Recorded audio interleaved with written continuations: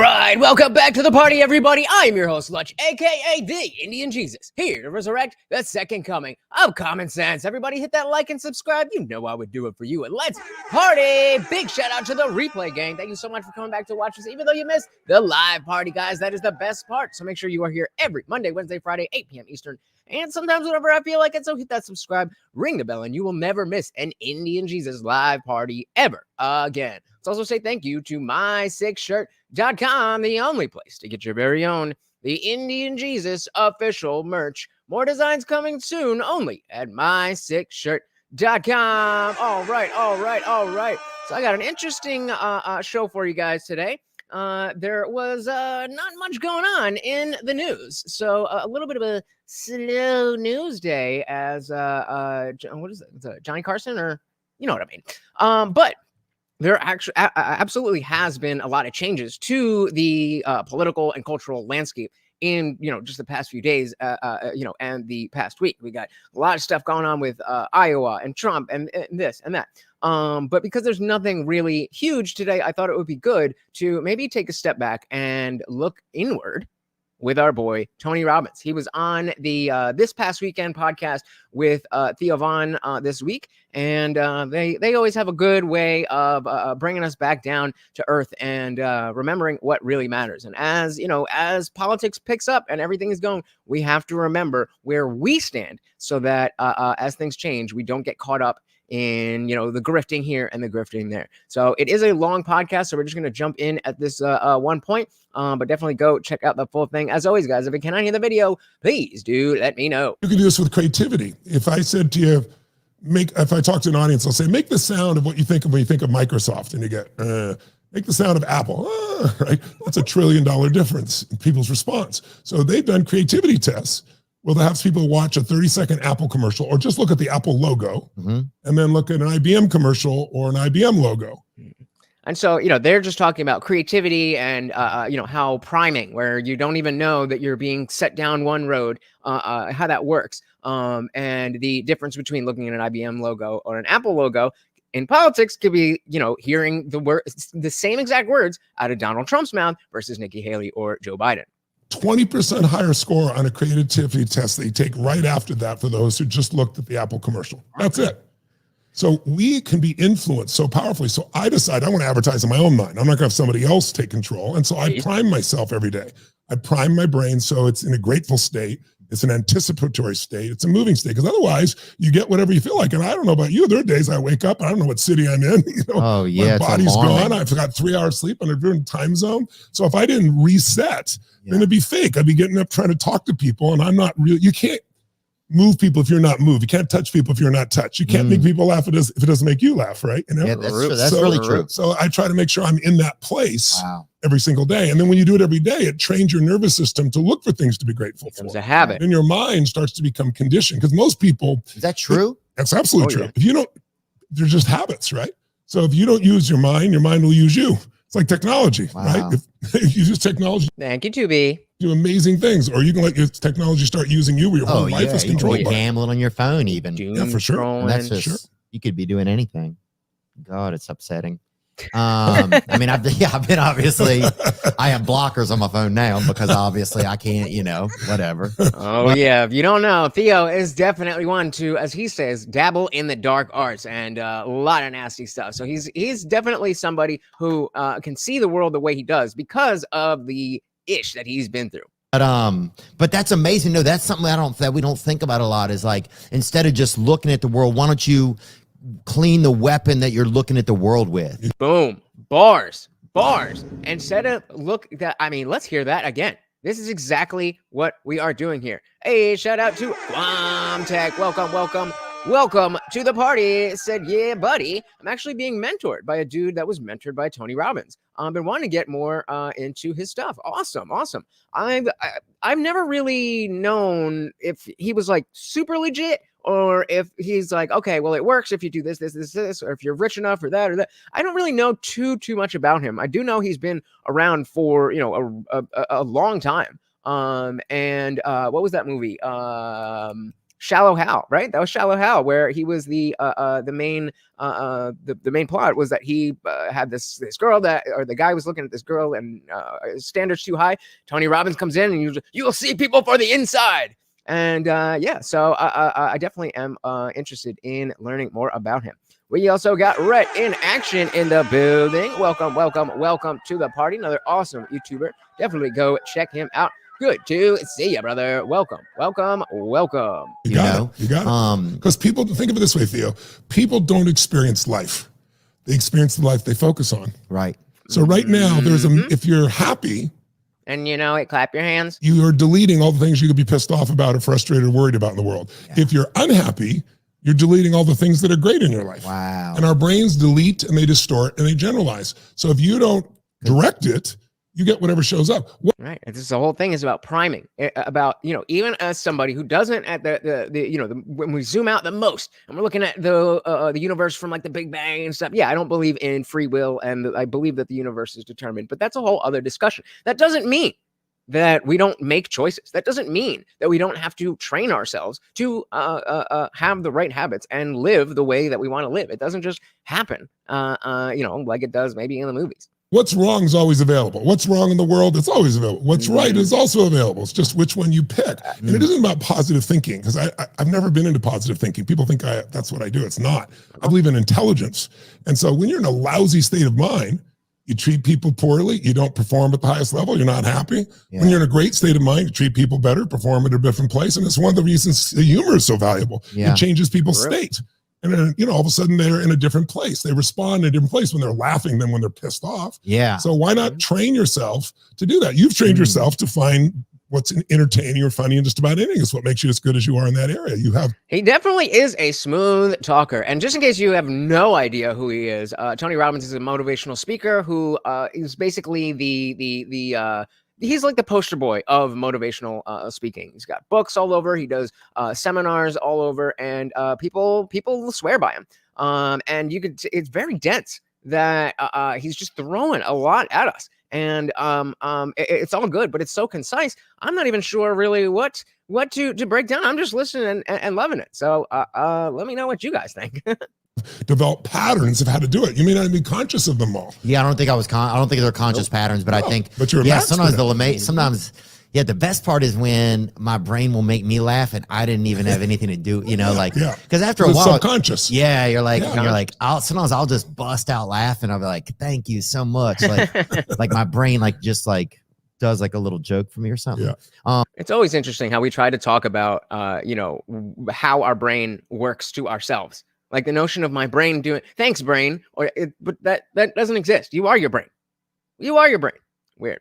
Guantac said, everything I've learned about Tony Robbins is that he's totally legit. The problem is that a lot of people try to mimic him and realize that they are no Tony Robbins. It takes a lifetime to get there. Fair enough.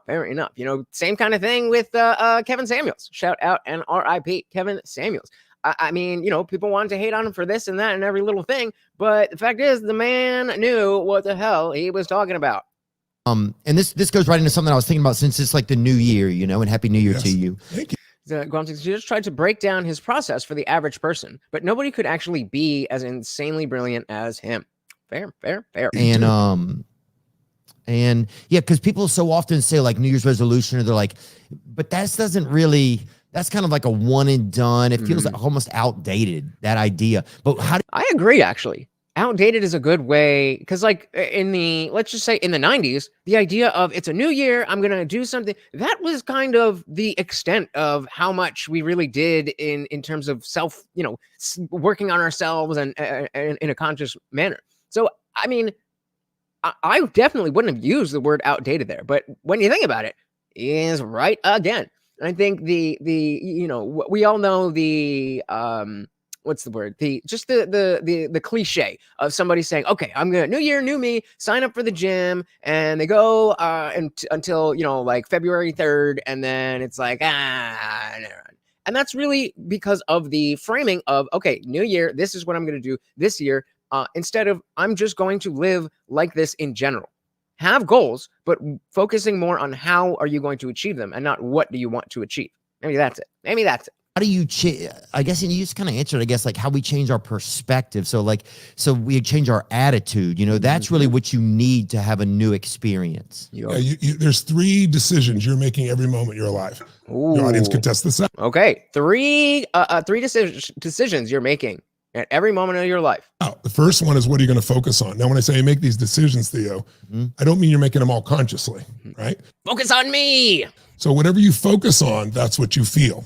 If you're supposed to meet your boyfriend, girlfriend, husband, wife, whoever at 7 o'clock, you get there at 7, they're not there. Some people are pissed off. Some people are worried. It's the same event. If it's 7:30 and they're not Perception is reality. there, they've not called, they not text. Now, what are you feeling? Some people go, I'm really pissed off. I'm really worried. Really worried. I'm really single. Really single. It's 8:30, I haven't showed up. I'm full. I didn't wait for the bastard. But the point is, whether you're angry or whether you're worried had nothing to do with the event. It's the habits of your mind. Your mind, the person, your mind, happiness, success, all of these things, all of these are mindsets. And, I definitely, again, agree. I've heard this type of talk from Tony Robbins before. I'm hoping that, obviously this is just the beginning of the conversation, but I hope it gets a little bit more specific into, like what Gontek was saying, that, he can kind of break his process down. And what is it that makes Tony Robbins? Even if we can't articulate it, maybe we can get a little sneak peek, because those seminars that he does are not cheap. I think it's like I have no idea how much is a Tony Robbins training? $3,500. God damn. It's not cheap. It is not cheap to see this man. you're worried had nothing to do with the event. It's the habits of your mind. The person who's worried thinks, well, maybe they're in a car accident. The person's pissed off, they did it again. So the first decision you make is, what are you going to focus on? And most people have patterns of focus. So there's 3 I'll give you, your audience can test out. So to be over on, over on Instagram said, when you deal with fear and excitement, those feelings stem from your belief of what's going to happen. Yeah, a lot of our very good point, because a lot of our fear, a lot of our anxiety comes from either worrying about the future or ruminating about the past. And so when you could stay in the present, then you realize that, okay, even if something in the future is not ideal, or you did, mess something up, that you don't have to live in that. Exactly right. Shout out to anybody who is over on Instagram. Do you tend to focus more on what you have or what's missing? What's missing? Yeah. Do you tend to focus more on what you can control or what you can't control? We can. Yeah. These are all things that obviously we should be focusing on, the things that we can control, not the things that we can't control. We should be focusing on the things that we do have, not the things that we are missing. But that's human nature.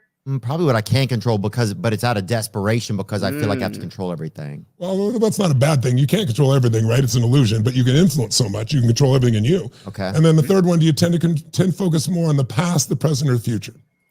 See, that's what 2B was just saying. When you deal with fear and excitement, those feelings stem from your belief of what's going to happen, coming from the future. So do you tend to focus more on the past, the present, or the future? And the present is really the only good answer for most times. Obviously, we have to think about and plan things. We obviously want to learn from our mistakes, but for the most part, you want to be staying right in that in the present.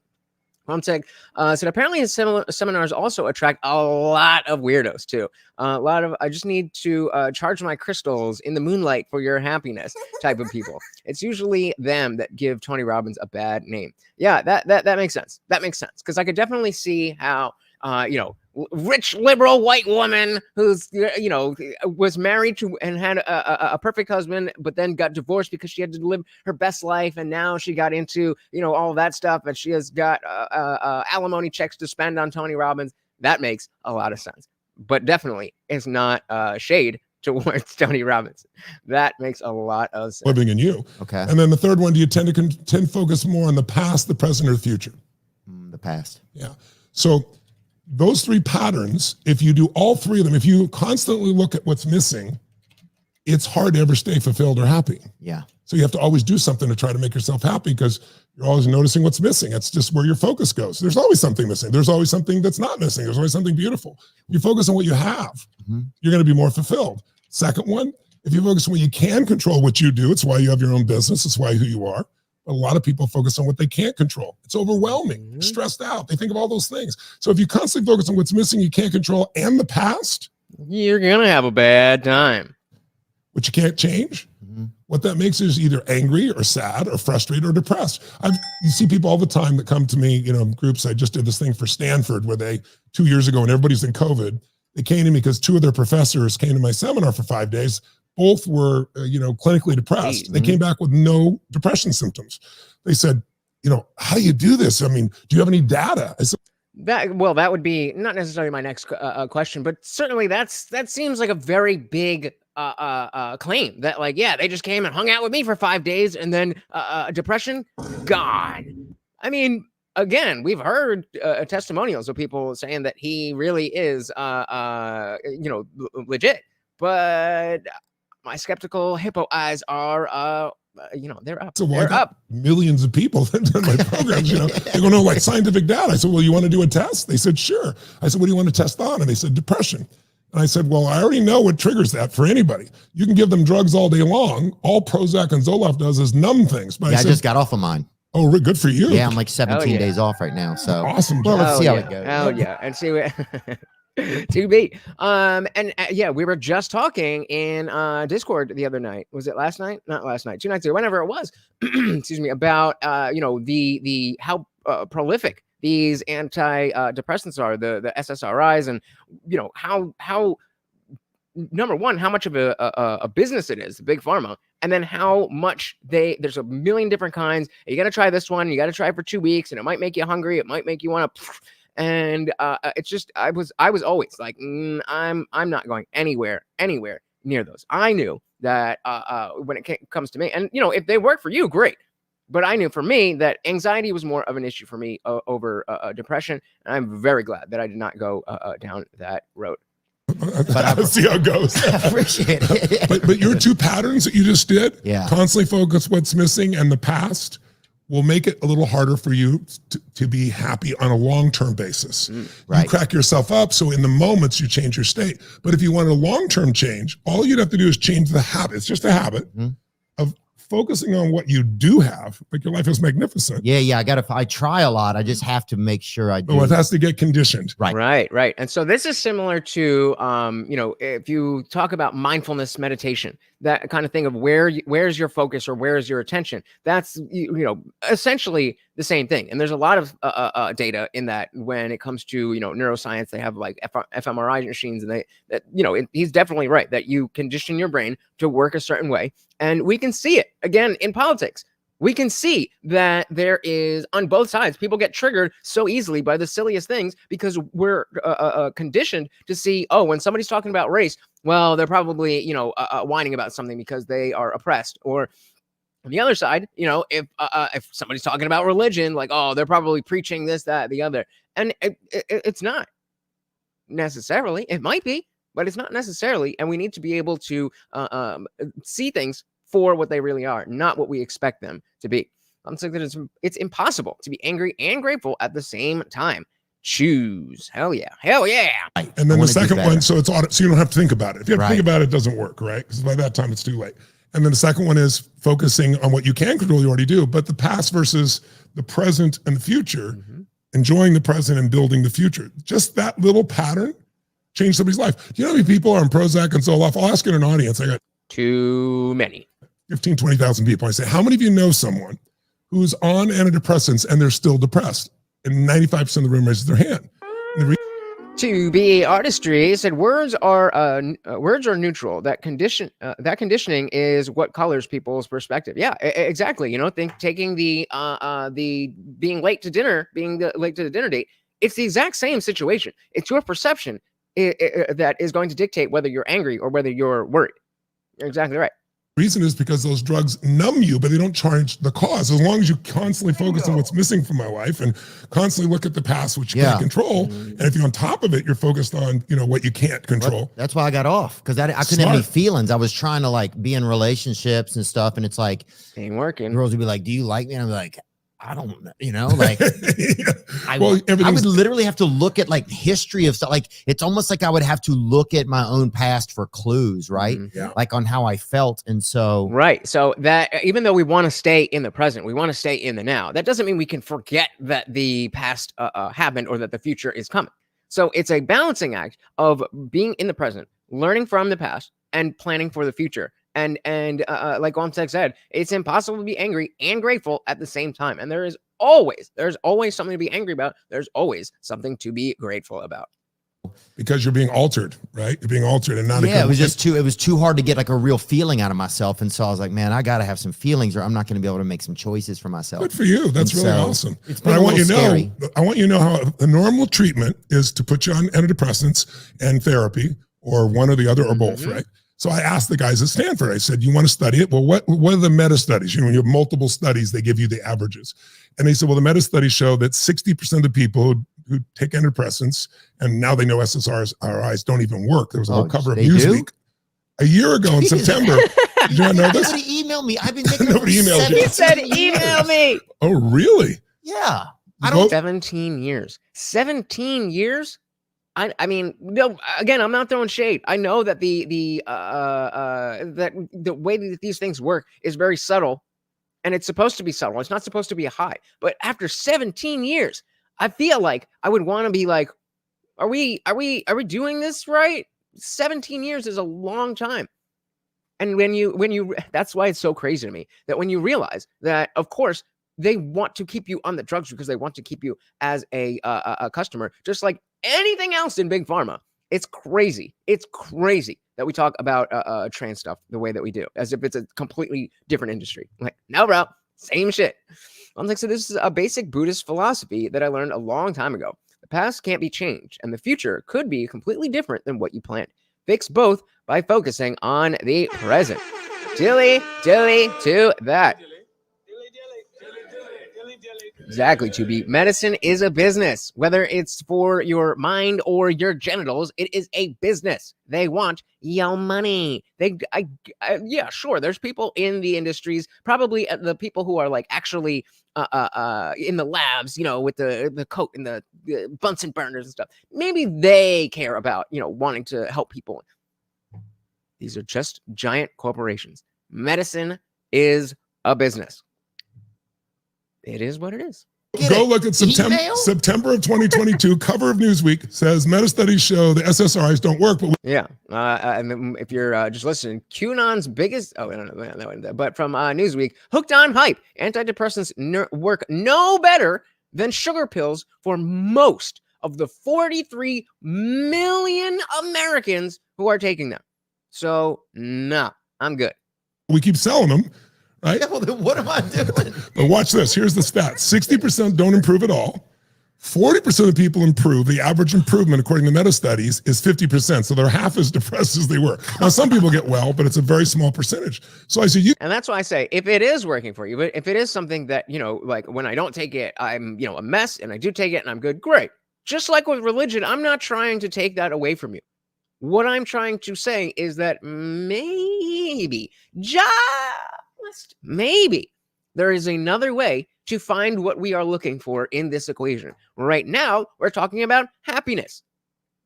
Other times, we're talking about arriving at political goals. Either way, there's multiple ways to skin a cat.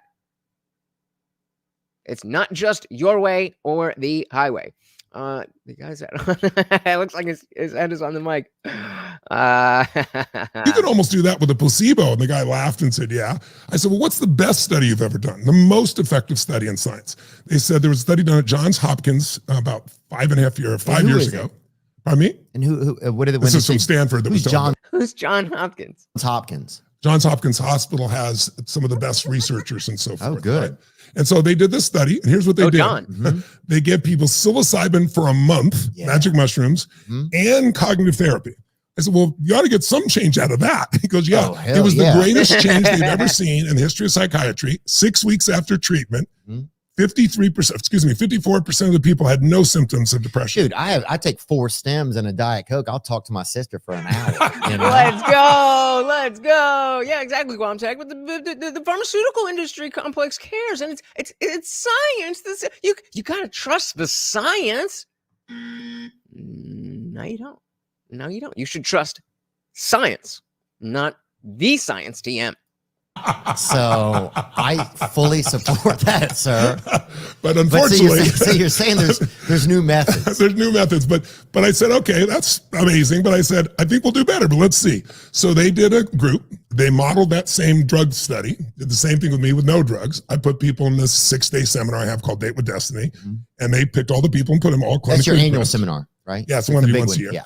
And what was amazing was the results were so profound that they didn't want to get canceled. So they sent the data blind out to 3 other organizations before they published it. And they published in the Journal of Psychiatry last year. Results, 6 weeks later with no drugs, just 6 days of rewiring your brain, 100% of the people, no depression whatsoever. Even better, 17% of the people had suicidal ideation, no suicidal ideation. Here's the best part. 11 months later, they followed up. 72% reduction in negative emotions, still no depression, 52% improvement in positive emotions. Why is this guy not if this is all really legit, why is he not Fauci? Why is he not Fauci? I mean, I'm being hyperbolic and facetious there. Obviously, it's not the same thing. But why is somebody like this not who's in charge of how do we handle a pandemic? Again, I'm not saying Tony Robbins specifically, but people who understand that it's not as simple as take a pill, you'll be better. There's a lot of people out there like that. And as Guamtech was saying earlier, there's some weirdos in the crowd. There's some got to charge my crystals, but that's not Tony, is it? So why is he? I'm not complaining that he's on Theo's podcast. Well, why are people not taking him more seriously in terms of those in authority who can actually make change with 43 million Americans on a drug that does not work? Guamtech says, I believe it. Just changing of a mindset and lifestyle can literally change a human in such a short amount of time. Yeah, I mean, even in my own personal life, I had, recently when I went to the doctor, I've talked to you guys a little bit. I went to the doctor for the first time since I was a child. And I realized, I had lost a lot of weight when I used to work in restaurants. I'd be a lot more active. There's always food around. And, then I went into dog training and the pandemic and everything. And I lost way too much weight. And I always just thought I'm a skinny guy, whatever. But seeing the perception, I then realized, oh, okay, I got to change things. And just in the past few weeks of realizing, okay, I want to make this change. And folks, it's a lot easier than I always imagined it to be. Exactly what we're talking about, a future could be completely different than what you planned. And you fix both by focusing on the present. So when you make To be actually says there's because there's not a lot of science behind what he's saying. They want reproducible experiments that they can do in a lab. Well, but and this goes perfectly in line with the whole religious argument that I have. That clearly, if something is working, then there is something scientific about it. We just have not yet observed what is the through line, what is the causal variable. And so it's the same thing with if there really is a God that makes all of you Christians' lives better, then there is a mechanism to that. And so instead of just saying, well, it's whatever, let's study it. Let's isolate variables. Let's do experiments. Let's randomize shit. Let's figure it the fuck out. Jimmy said he needs to make his ability into a process. Well, then he can't make any more money, right? But yeah, I mean, if he could turn his ability into a process that anybody could just do, that's what I'm saying. Is that would be not only life changing for so many, like Guamtech is saying, but that would completely change the culture of at least our country, if not more.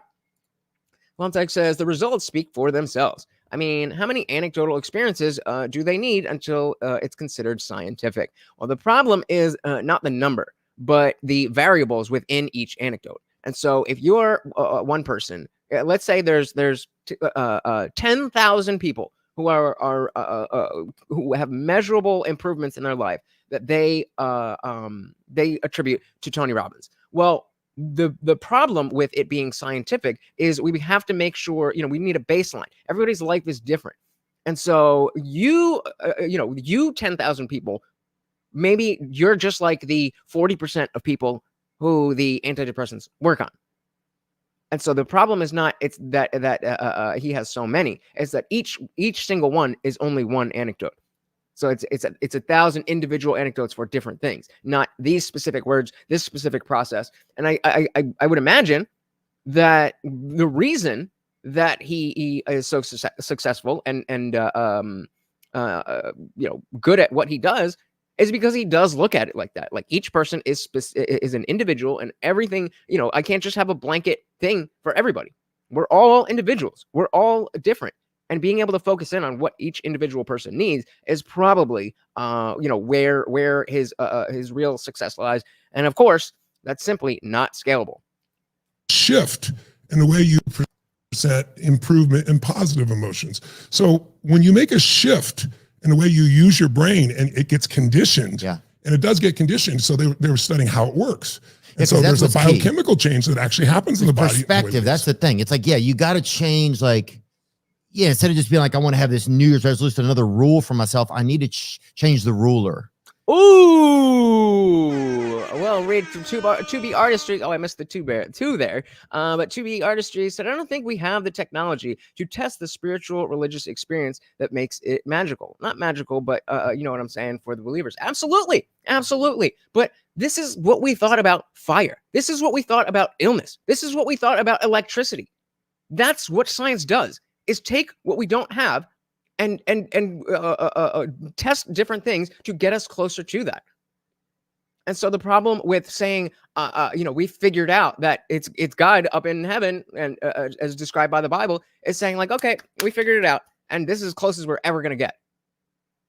Like, all right, if you believe that, fine. But I'm just saying that let's make sure that we know that we can't get any closer to God before we say that this is as close as we can get to God. Shout out to Joe Mama. Welcome to the party. Said Big Pharma doesn't like natural drugs because they can't put a patent on it, just like words and things that you can do without their pharma. They can't put a patent on it. Well said. Welcome to the party. Instead of just being like, I want to have this New Year's resolution, another rule for myself, I need to change the ruler. That's good. Oh yeah, I forgot we were listening to that. Like, I want to have this new perspective. This is a bar right here. This is a bar from Theo Von. That's the thing. It's like, you got to change, instead of just being like, I want to have this New Year's resolution, another rule for myself, I need to change the ruler. That's good. Instead of changing the rules, change the ruler. Brilliant. Right? You got it. It's like, that's what I need to change. But a lot of people, times we don't even see that we're the ruler. Yeah. Exactly. Hey, shout out to Daniel Cabrera. Welcome to the party. Long time no see. Always a pleasure to see you, brother. Hope you are doing well. Welcome to the party. It's a great metaphor. Yeah, it's a great metaphor. Like if you wanted to go do I don't know if you're into racing at all, but like a Le Mans, a 24-hour race, or a Baja 1000, you could have an amazing car, Ferrari, it's not going to last. You have to re-engineer that car to be able to take on the desert or drive for 24 hours or go to the ones that are in the desert there where they have a pipe so that when you go down, it still can get the air to the combustion of the engine. Yeah. We have to re-engineer ourselves so the times we're in. We're in a time right now, it feels like winter, where there's more fear than usual. Yeah. It's a season. It'll pass. Do you think that's true? I know it's true. You study history. Is he just talking about like literally winter? It sounds like he's talking about. They have a take on the desert or drive for 24 hours or go to the ones that are in the desert there where they have a pipe so that when you go down, it still can get the air to the combustion of the engine. Yeah. We have to re-engineer ourselves so the times we're in. We're in a time. Right? So yeah, he's talking about the times as in like the era that we're in. And he's saying, right now it feels like winter. He's saying right now it feels like winter. Is he just saying like in like the strong times create weak men create bad times create strong men, or the thing, the fourth turning? I guess that's what he means. Well, there's more fear than usual. Yeah. It's a season. It'll pass. Do you think that's true? I know it's true. You study history. Think of it this way. There's patterns. Because we see a lot of stuff, right? Like there's so much things going on. It's like, there's all kind of, like we all, it Nice. Congrats, Dan. feels like that's true. But it's because it's constantly fed to you. Right. It's hard for media. me to know if it's true or if it's just. Well, it may be true, but it's disproportionate. It's like you didn't know 30 years ago there was an aircraft crash in some third world country, but now you know it in 10 seconds in your pocket. Yeah, I mean, we talk about this all the time about how the human brain simply is not evolved to deal with all of the news all around the world. You're only supposed to be able to even fit the information in your brain to just perform your daily duties. You're only supposed to know like 150 people. You're only supposed to care about the stuff that you can literally see, because there was no way of knowing the other stuff. So now that we see all of everything going on all around the world, all around the country, in this town, and then people coming together and aggregating it differently, it really messes with how our perception is. And what is this all about? How perception is your reality. Got to pay attention to this stuff, guys. And again, the reason that I think this is just perfect for right now is we just had a bunch of big changes in politics. I think a lot of that is going to keep on moving, and it's very easy. It's very easy to get caught up in the emotions of this is what I wanted. These people are good. These people are bad. And we know that they play games and they play on our emotions, and they want to make you feel this way about that thing. They don't want you to see the Hunter Biden laptop story. And who knows what is coming this year? It's still only January. Do you realize think of all the shit that's happened this year. It's still only January. So having this stuff down as it kicks up is going to be very, very important. So, you know when people overreact to something, you've ever gotten pissed off over something little? The reason you No, I don't do that. overreact is it's not that moment. It's that it happened again. Like somebody did it again, right? Yep. So I call that stacking. So when you stack problem on problem on problem, pretty soon your whole biochemistry, it's hard to get back. But you Shout out to new account 645. Welcome to the party. Said they've been hiding the UFOs too. They act like nothing happened. Yeah, I mean, we're talking about that from Miami. Exactly. They have the cocaine in the White House. Like, it's only January, guys. It's only January, and it's only gonna get crazier. So we all need to be able to keep ourselves centered, because everybody else is not going to be able to do it. So we're going to have to be the strong ones. Unfortunately, we're going to have to be the ones that play it straight and be like, hey, guys, remember last week they were saying this. Don't get all caught up in this. Last week they were saying the exact opposite, or whatever the case may be. Staying in the pocket. This is what, they got all the fluff out here. That's what they want you to pay attention to. But if you stay in the pocket, there's nothing that they can pull over you. You can also stack the good. That's why I do the morning priming. True. So when you stack a good thing on top of a good thing on top of a good thing, your whole biochemistry changes. And now you see the world through different eyes. It's not like you're guaranteed to succeed, but your probabilities of pulling it off and enjoying yourself are up about 1,000-fold. Oh yeah. And like I go to like AA meetings, I go to recovery meetings, right? So and I notice if I go to a couple in a day, dude, by Friday, I'm a fucking good guy. I'm like hugging people. I'm like telling blind people I'm a heal them. I can't. But I feel the same way. I don't know if this is, maybe it is. I have issues with getting, I'm a procrastinator. I leave everything to the last minute, and I get shit done, but I stress myself out, not only by pushing it off in the first place, but by worrying about it and creating that perceived future that is, so whatever. But I forgot what did you just say? People. Oh yeah. So like, let's say I don't do much. I don't have a client for my dog training, and I don't have the stream. So maybe a Tuesday, a Thursday, Saturday, Sunday, whatever. I just do nothing. I wake up late, watch some TV, and do nothing.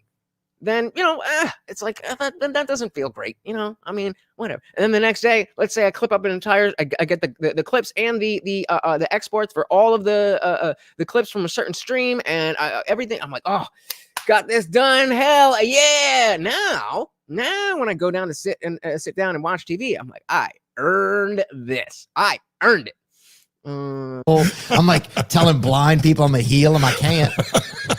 And I'll do this for like 30 seconds on them. You know, it's like, you just feel like, but you're right. But it takes me, I have to stack them up. And it's like, that's right. And then it's usually a couple days later that I'm like, man, why do I feel so great? It's like, oh, because I did this work over the past 10 days, you know? And what you did there were actually, when you really do it strongly like that, it creates a biochemical change, and that creates a new habit in your nervous system. So what notices that in your body? Like your chemistry in your body actually notices you're doing something different. Yeah, here's what they found. And see, again, it's interesting. Hold on, let me just show this link real quick. Again, it is free to join the Discord. We do have 2 free channels, the free chat and the current events channel, which Darian is always posting a bunch of stuff.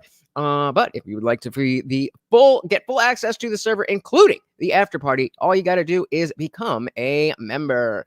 Now I forgot what he was going to say. What was he saying? In your body. Oh yeah. He's like, so your body notices this, and going back to what 2B was saying about having the technology to be able to understand this stuff. We don't have a very good understanding of this stuff because it's really hard to know what to even look for. And even thinking about like, oh well, my body noticed my brain. It's like it's all working together, and I mean it's not a big deal that he's saying it like that because we all understand what he means. But not about it's not important. It's not unimportant to be able to articulate your points. Daniel said, got about 20 minutes left, but I tell you what, I think I'm down for an after party tonight. Let's get fucking drunk. Dilly to that. Let's do it. Right after this stream, all members get to go and the after party. You're not stuck on the keyboard. You were actually on screen with me and everybody else. You can come if you want to. You don't have to. Either way, it is a good ass time. Come and join us. Glumtech said, not only have you earned it, but the small wins compound on each other. This leads to bigger and bigger wins and better earned benefits. Yep, exactly. It's about getting that snowball rolling. Whichever way you move, momentum is going to follow you in that direction to make it easier and easier and easier to keep moving in that direction. Guys, can I just get like 3 more likes? Thank you. Actually notices you're doing something different and wants to here's what they found. They did my work with a top professor who was highly rated at Stanford. He did my work word for word, but he didn't do what I do in an event, which is change your biochemistry, change the way you move, you breathe, your voice. Who was saying that before? It's like being Tony Robbins is the magic. It's not what he says. It's not how he says it. It's being Tony Robbins, which is, awesome for Tony Robbins. But for the rest of us who can't spend $3,500 in 5 days, come on, distill it down for us. Distill it down for us, brother. All those things change you. He didn't do that. He just taught it. He got unbelievable results. He's a tremendous teacher and professor. But mine were 300% greater because the biochemical change. So they followed me for 3 years. They had me wear the $68,000 device that measures heart rate variability. They'd come during every break and take my saliva. They took my blood, do my blood pressure. Perverts, huh? It was crazy. But they did it on several events over 3 years. And they found all these wild things like, and is this Stanford did it? Yeah, Stanford did. Okay. And what they found was the same group at Stanford in partnership with a group that's worked with like Tom Brady and some of the greatest athletes. Shout out. And they have Tom this Brady. thing they call the championship biochemistry. And so if Tom Brady is down in the 4th quarter by 10 points in the Super Bowl, how does that guy come back and win? The reason is because there's a part of him that goes in this state. And I do it every time I get on stage, but my audience does it as well. And they measure it. What happens is testosterone explodes through my body. That gives let's go, the most testosterone ever. How do they measure that? you incredible drive and push. And I've got to keep this building going. Imagine, 10,000, 15, 20,000 people. I got to reach the guy at the back for 12 straight hours. The level of intensity is amazing. Playfulness, fun, but it's still intensity. But normally that has a lot of stress with it. My cortisol. I would be very interested to go to one of these. Just I mean, not that I couldn't use self-help stuff. Thank you for the likes, guys. But just to see what is it that what I can't imagine being captivated with anything for 12 hours. Let alone sitting in a room and they're claiming that shit. Come on, man. Let alone all of that. It's amazing that he does this. Hey, shout out to Mood in the building. Welcome to the party. He said, this is BS. All right. Said, love Theo, but Tony is a goof. Interesting. What makes you say that? I was saying, I really don't know. I know that he's been that guy who's been at the top of self-help and doing these seminars and being a mentor and all that stuff. But I never really looked into him. And I've heard people say stuff like this. And then we just had Guantek, who says his mentor is mentored by Tony Robbins. Which is the stress hormone, drops through the floor, same as Tom. So what you get is total drive. It doesn't guarantee success, but total drive and not a lot of stress. So you're able to stay centered and go. So my audience, though, this amazing thing. So they measured me. They found it I jump. That's what I would really want to know. How do you measure the testosterone levels of your audience in real time? 1,000 times in a day on stage, and I weigh 290 pounds. So every time I jump and come down, it's 4 times your body weight. So imagine 1,000 pounds of pressure 1,000 times in a day. So my bone density is, you look at it, I look like a gorilla underneath it. Yeah, you're a damn stegosaurus. I've done it for like damn stegosaurus. Sorry, I'm trying to break this up a little bit because they are absolutely trying to claim this. But we move on. I do it for you. I do it for you. Like 40 years, right? Yeah. So on the other hand, they also saw that, if you're running with somebody and you can't talk any longer, you've gotten to a 4 of lactic acid. I'm in an 18 and still speaking. So then they started testing my audiences and they saw it looks like music. When I go into these states, the audience follows me. And they measured it then when COVID happened, I had all people at home. And so we had people in 195 countries. So they went to people in 40 countries and measured them in real time as we're doing this. Went there. Now imagine. So that's really interesting. Again, to kind of tie it back to what we're, what we really do on this channel is if that's scientifically that these people are being so heavily affected just by the what they're seeing and hearing and experiencing in that moment, you can imagine when you add the stakes of the future of our republic or our democracy, then you're at a Trump rally, or I don't know if it really be at a Biden rally, but whoever else that they can say things that really just pull on your emotions, and it might get your support, but it might be bullshit. Mood says he's the king of self-help. Going to a self-help guru will only help you become success as another self-help guru. What? I don't. Okay. Just on Zoom, they're measuring them over this. Yeah, I built this. What happened was not Zoom, but like a larger scale Zoom. Yeah, 20-foot high LED screens. Damn! Look at that shit. That is wild.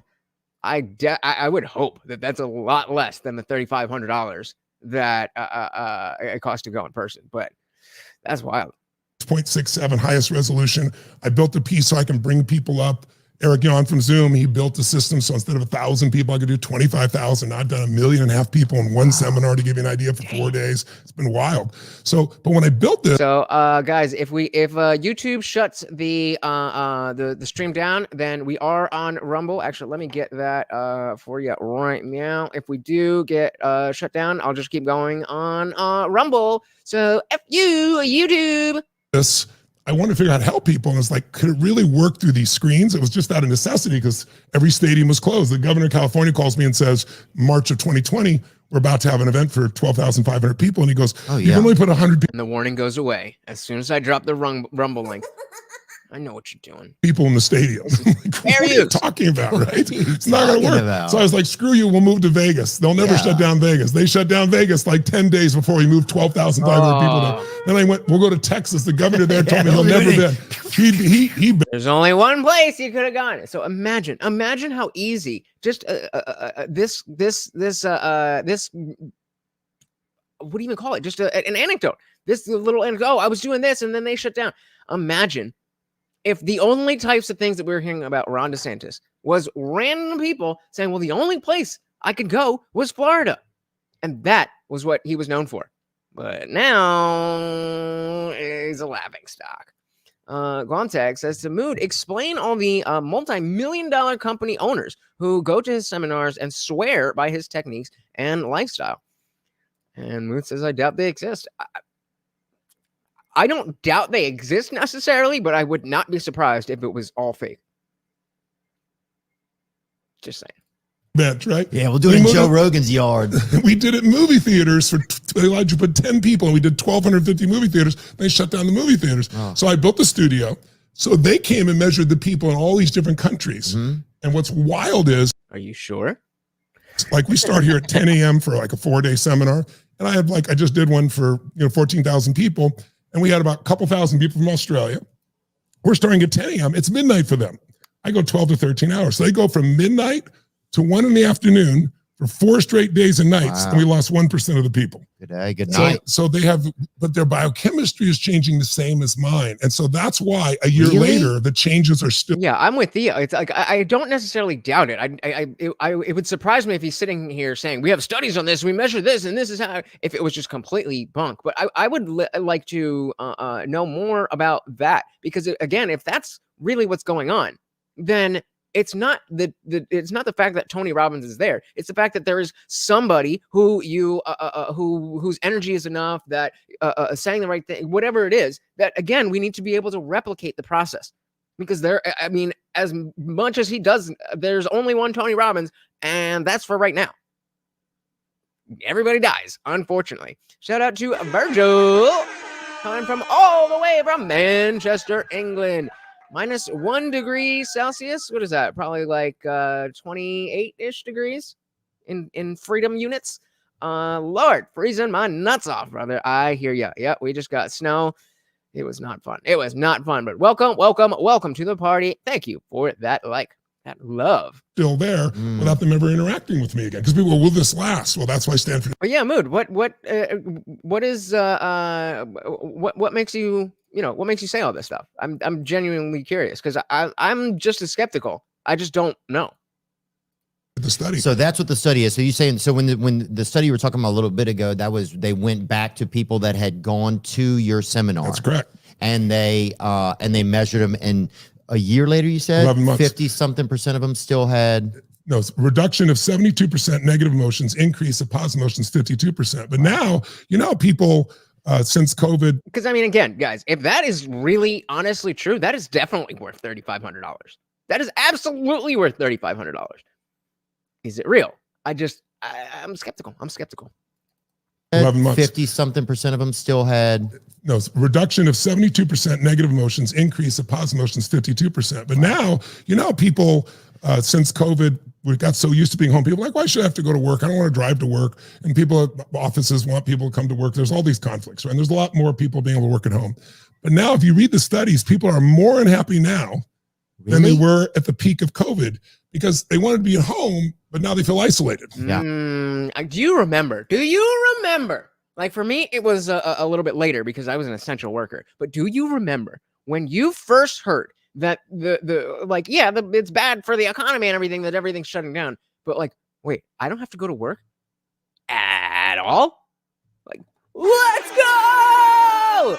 Like I said, for me, it came a couple weeks later, because I was still working at Petco at the time, and they, obviously shut down the dog training program, but they didn't know what to do with us dog trainers, so they just had me as a cashier. And for 2 weeks, 8 hours a day, just standing around, and all these nasty cat ladies coming through. And I was essential. I was one of the frontline workers, all that stuff. And then everything changed. But it was 2 weeks in when the company decided, like, okay, we're not doing the dog training program anymore, so we're gonna put the dog trainers on furlough. And I was getting ready. To go into my shift. I put on my jacket. My phone rings. I'm like, oh, who the fuck is calling me right now?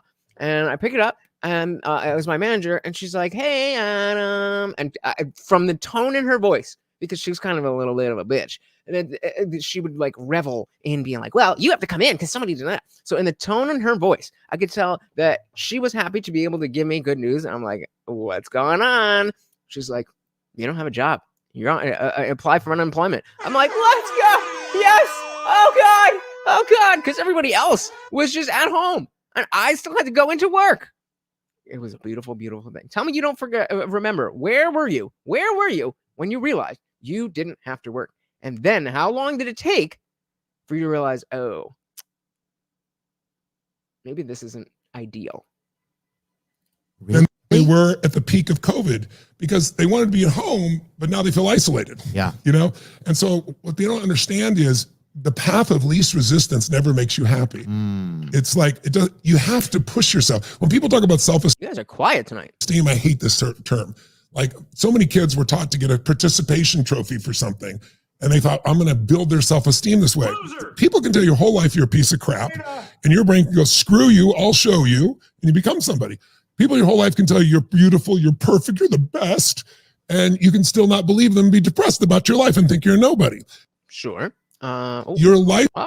Mood says he makes money from sad and lost people, promising success, wealth, secret health benefits, and everything you need and are missing in your life. Just like a pyramid scheme, snake oil to me. The problem is, though, if he is giving, giving them success and wealth and secret health benefits, then that's not what a pyramid scheme is. A pyramid scheme is when you have to, you're selling a product, but it's this, you have to recruit people. That's not at all what a pyramid scheme is. I'm definitely with you that it could be snake oil, but that's a very different thing than what a pyramid scheme is. Hey, we got 2B Artistry over on YouTube. So work from home anyway, so I didn't get that. All right. So you were just been living the life. You've been living the life. Virgil said, as an essential worker, I never let COVID stop me as a male prostitute. Cheers to that. There are some things that we cannot, in the face of fear, we cannot let the male prostitutes stop. Daniel Cabrera said, it's been a long time, brother. Kind of feel like an outsider after so long. Yeah, man, we are a rolling and a moving. I'm so glad to hear that you've been busy with the, you're feeling better and that you've got this play. But we are a rolling, baby. We are a rolling. All right, good to see you back. Mood said, did you know snake oil is actually good for your joints and general inflammation? I don't know if you're saying that or if that's a joke, but to be that you're trying to sell snake oil. But either way, no. Guamtech, the person who has, I would say, the closest knowledge, understanding, whatever you want to say. He's in terms of degrees of separation from Tony Robbins. Guamtech is clearly the closest of all of us.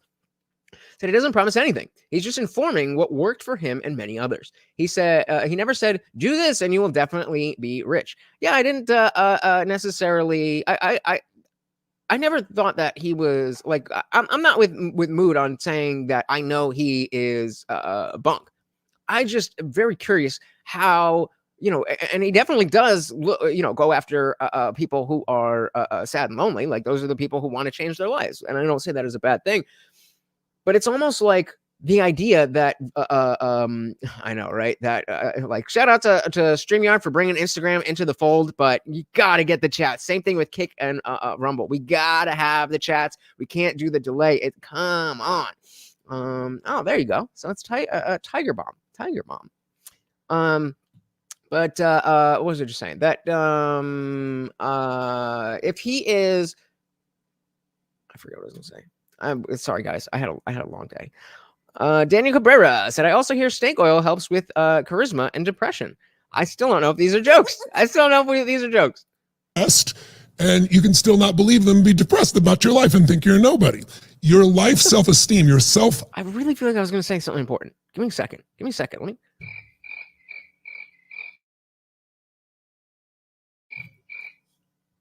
Nope. I don't got it. What was I saying? What were we saying? Oh, we were, I guess the last thing we were talking about was the legitimacy of Tony Robbins.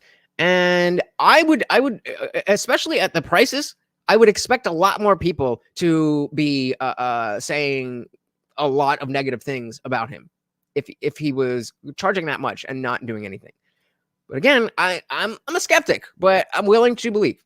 I'm a skeptic, but I'm willing to believe. Esteem for yourself is earned by you doing something difficult for you.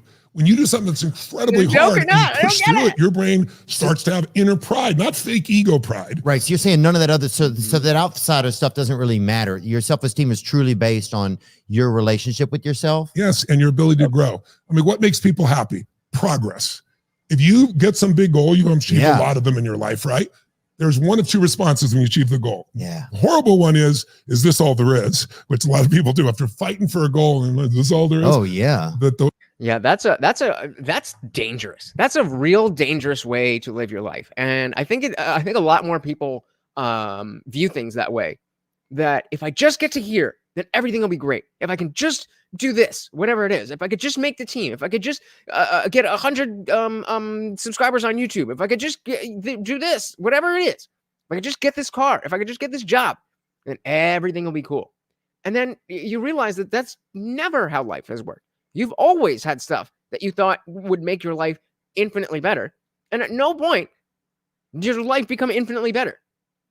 Maybe that's because instead of looking outward, you need to look inward.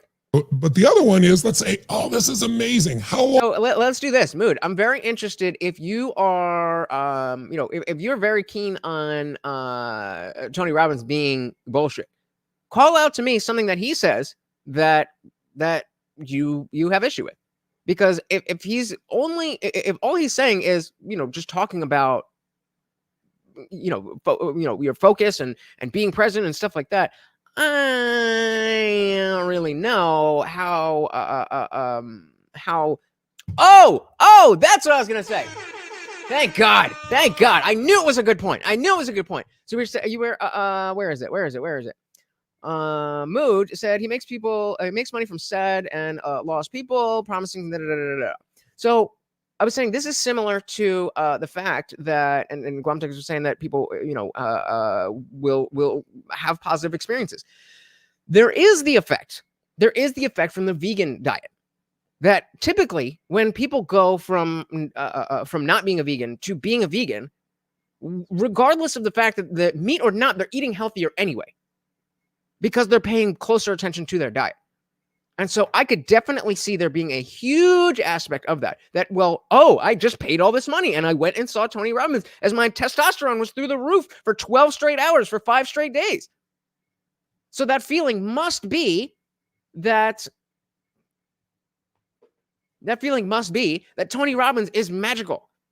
Or maybe he just gave you some legit tools to think about things in a different way.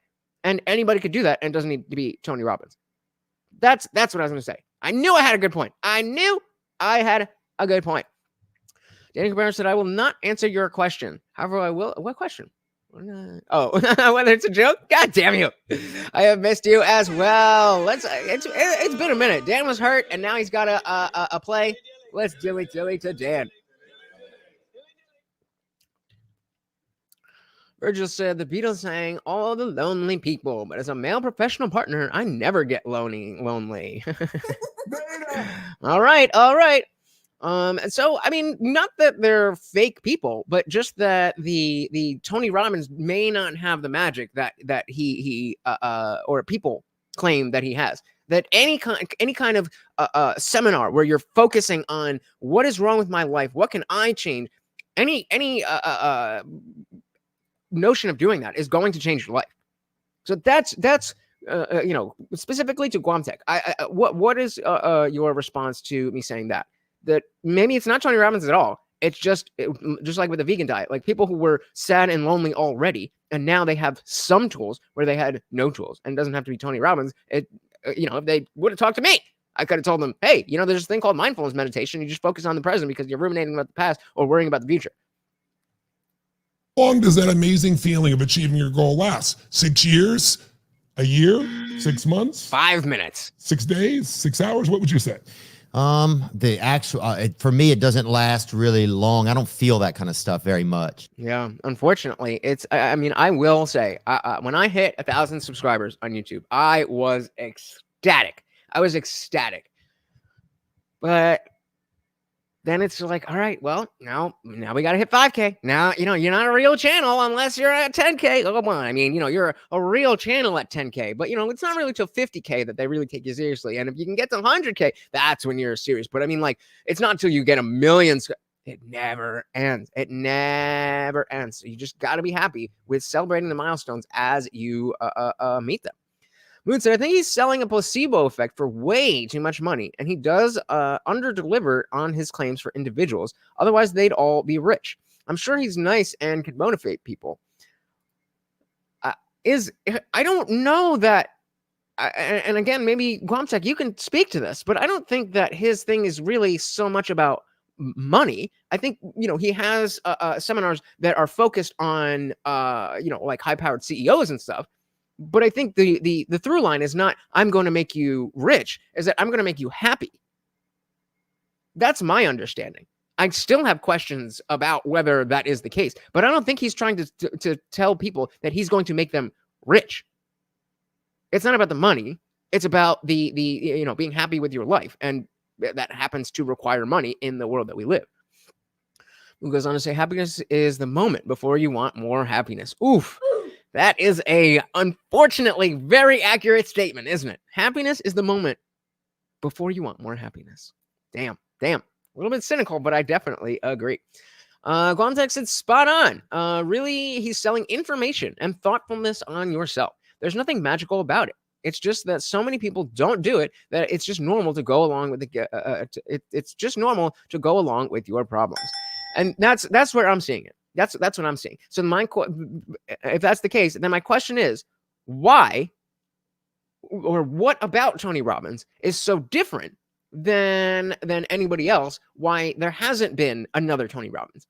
Because obviously, again, he is charging a lot of money. We would definitely see a lot of people, videos saying, "Oh, the big scam that is Tony Robbins." And I've heard people talk about it like that. But for the fact that he does 500,000 people seminars on the regular, and we don't get that all over the place, and we don't all know for a fact that he's a fraud. Yeah, like Daniel says, the same thing with the manosphere. You're sad and lonely. Why be sad and lonely when you can be sad and lonely together? And it's the people like me who can go and see, like, oh, I was definitely a beta. Like, you guys got some interesting information here. Okay, word up. But then you see the people that instead of simping for women end up simping for Fresh and Fit. It's like, okay, well, maybe you're too far gone. But that doesn't mean that even though Fresh and Fit are full of shit, that they didn't have and again, I was comparing Tony Robbins and Kevin Samuels. No disrespect to Kevin Samuels at all, because I definitely have more trust in Kevin Samuels than Tony Robbins. But just saying, I think a lot of people were able to take that mentality and extract some of the tenets and kind of do their own thing with it, which, for better or worse, is what I'm looking for with Tony Robbins. So maybe as he gets closer to the end of his life, I don't even know how old he is. He's going great, but I don't think he's like that old. But maybe towards the end of his life, he'll be able to let out more of his secrets as to what makes him him. Or maybe it just takes somebody who's not going for the help to actually, report on, okay, what is the process? Let me study this process and be able to dispel it to other people. So I don't know. It's definitely out there, but good comparison. Yeah, so just go along with your problems and not think about how to fix it. He sells the tools to help you realize your problems and move to fix them. To Be Artistry said, I thought he preached, change your mindset, change your life. He's saying you can do it, whatever it is, if you believe in yourself. Yeah, that's. I don't think it's about money specifically. I think money is just a byproduct of needing. You need money to be happy, and you can do things to get money. That, I think that's a byproduct. Moon says Jordan Peterson is Tony Robbins for young men. What? Well, I would. If anything, it's the opposite way around. If anything, it's the opposite way around. You have kids. You do not have kids going to $3,500 Tony Robbins whatchamacallit, seminars, and you definitely have a bunch of kids watching Jordan Peterson.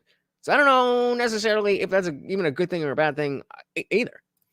To Be Archie said, I don't know who Jordan Peterson. Oh, so Jordan JP is Jordan Peterson. KS is Kevin Samuels.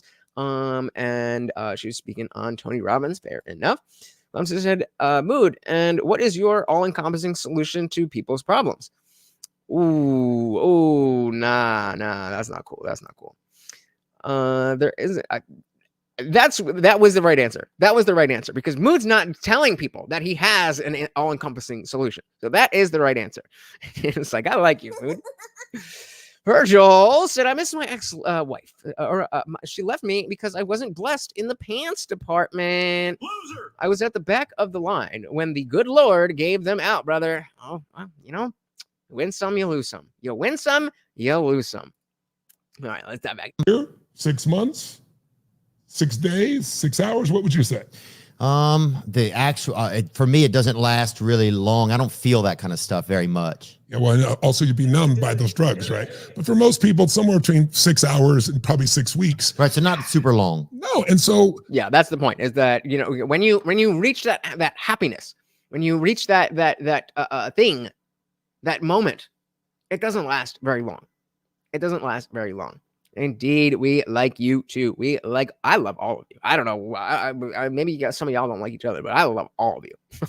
the purpose of life is not just to get your goals. Your goals or you're getting what you want doesn't make you happy. What makes you happy is who you become in pursuit of those goals. So see, again, Mood, he hasn't been talking about money. He hasn't been talking about invest in this, or he's been talking about emotion. He's been talking about perception. He's been talking about all those things. So I mean, I'm with you. That I don't necessarily believe that there's anything, so specific about Tony Robbins or what Tony Robbins has to say that somebody else couldn't replicate, just that they haven't done so. But at the same time, he absolutely is helping people. So the growth, the progress, even if you don't achieve it yet, but you start losing weight, or you start building muscle, or you start making your relationship better, or you start to build a business, the progress is what makes you feel alive, because we're all made to either grow or die. If your relationship's not growing, it's dying. If your business is not growing, it's dying. There's no in-between bullshit. That doesn't work. So, and when you grow, you have something to give. And what makes people fulfilled is growing and giving, sharing it with somebody, because there's only so much joy you can have by yourself. Drugs, alcohol, entertainment, sex with yourself, whatever. But facts. There's only so much fun you can have by yourself. I lash my eye. I'm gonna start crying because it's so uncomfortable. Yeah, you have to like it. You can only. I mean, well said. That's the other side of this is that we've been watching this. We're only 32 minutes into what they're saying. Theo has not said a lot. And Tony has said a lot, and I haven't disagreed with any of it. So again, I'm a blank slate. I'm very skeptical that anybody has any magic answers, whether it's Tony Robbins, Kevin Samuels, or Jesus Christ himself. But I'm always willing to listen. And I'm liking what I'm hearing. By yourself, there's a limit to what you can feel. That's why whenever something great happens, you want to tell somebody. Tell someone, share it with somebody we love. Because when you share it, it magnifies it. So that's really what we're trying to show people is how to create that kind of progress. And the problem in New Year's is, as you said, a resolution is just like, what do I want? And they don't think about it in any depth. They say it, and then here's the problem. Yeah. They don't. So Gonzaga, it's worth being skeptical. I just don't like criticism without having your own solutions. And that's fair to some extent, but I don't think you need to have, just like as when it comes to religion, I don't have any answers as to how we all got here. But that doesn't mean that because I don't have the answers, I can't criticize you saying, well, look how pretty the flower is. That must mean God is real. Like, that's a stupid argument, whether I have an explanation or not. And I mean, I do have an explanation. Evolution, but even if I didn't, let's say somebody didn't believe in evolution and they whatever, like so I get where you're coming from. And when it comes to the more general life stuff, you should have if you're going to be speaking out, then you probably should have some idea of what you would say instead, which is why I'm curious. I think that Mood, if you could point out anything that he's saying that you don't like, I think it would give us a better idea on where you're coming from. But definitely, it is better if you're saying, okay, I don't like that. I like this instead. Just because that is better doesn't mean that I don't like that is always inappropriate. Daniel Cabrera says, that sucks, Virgil. My ex-wife left me because she asked me for a new clock. What? So I bought a stove and told her to call it for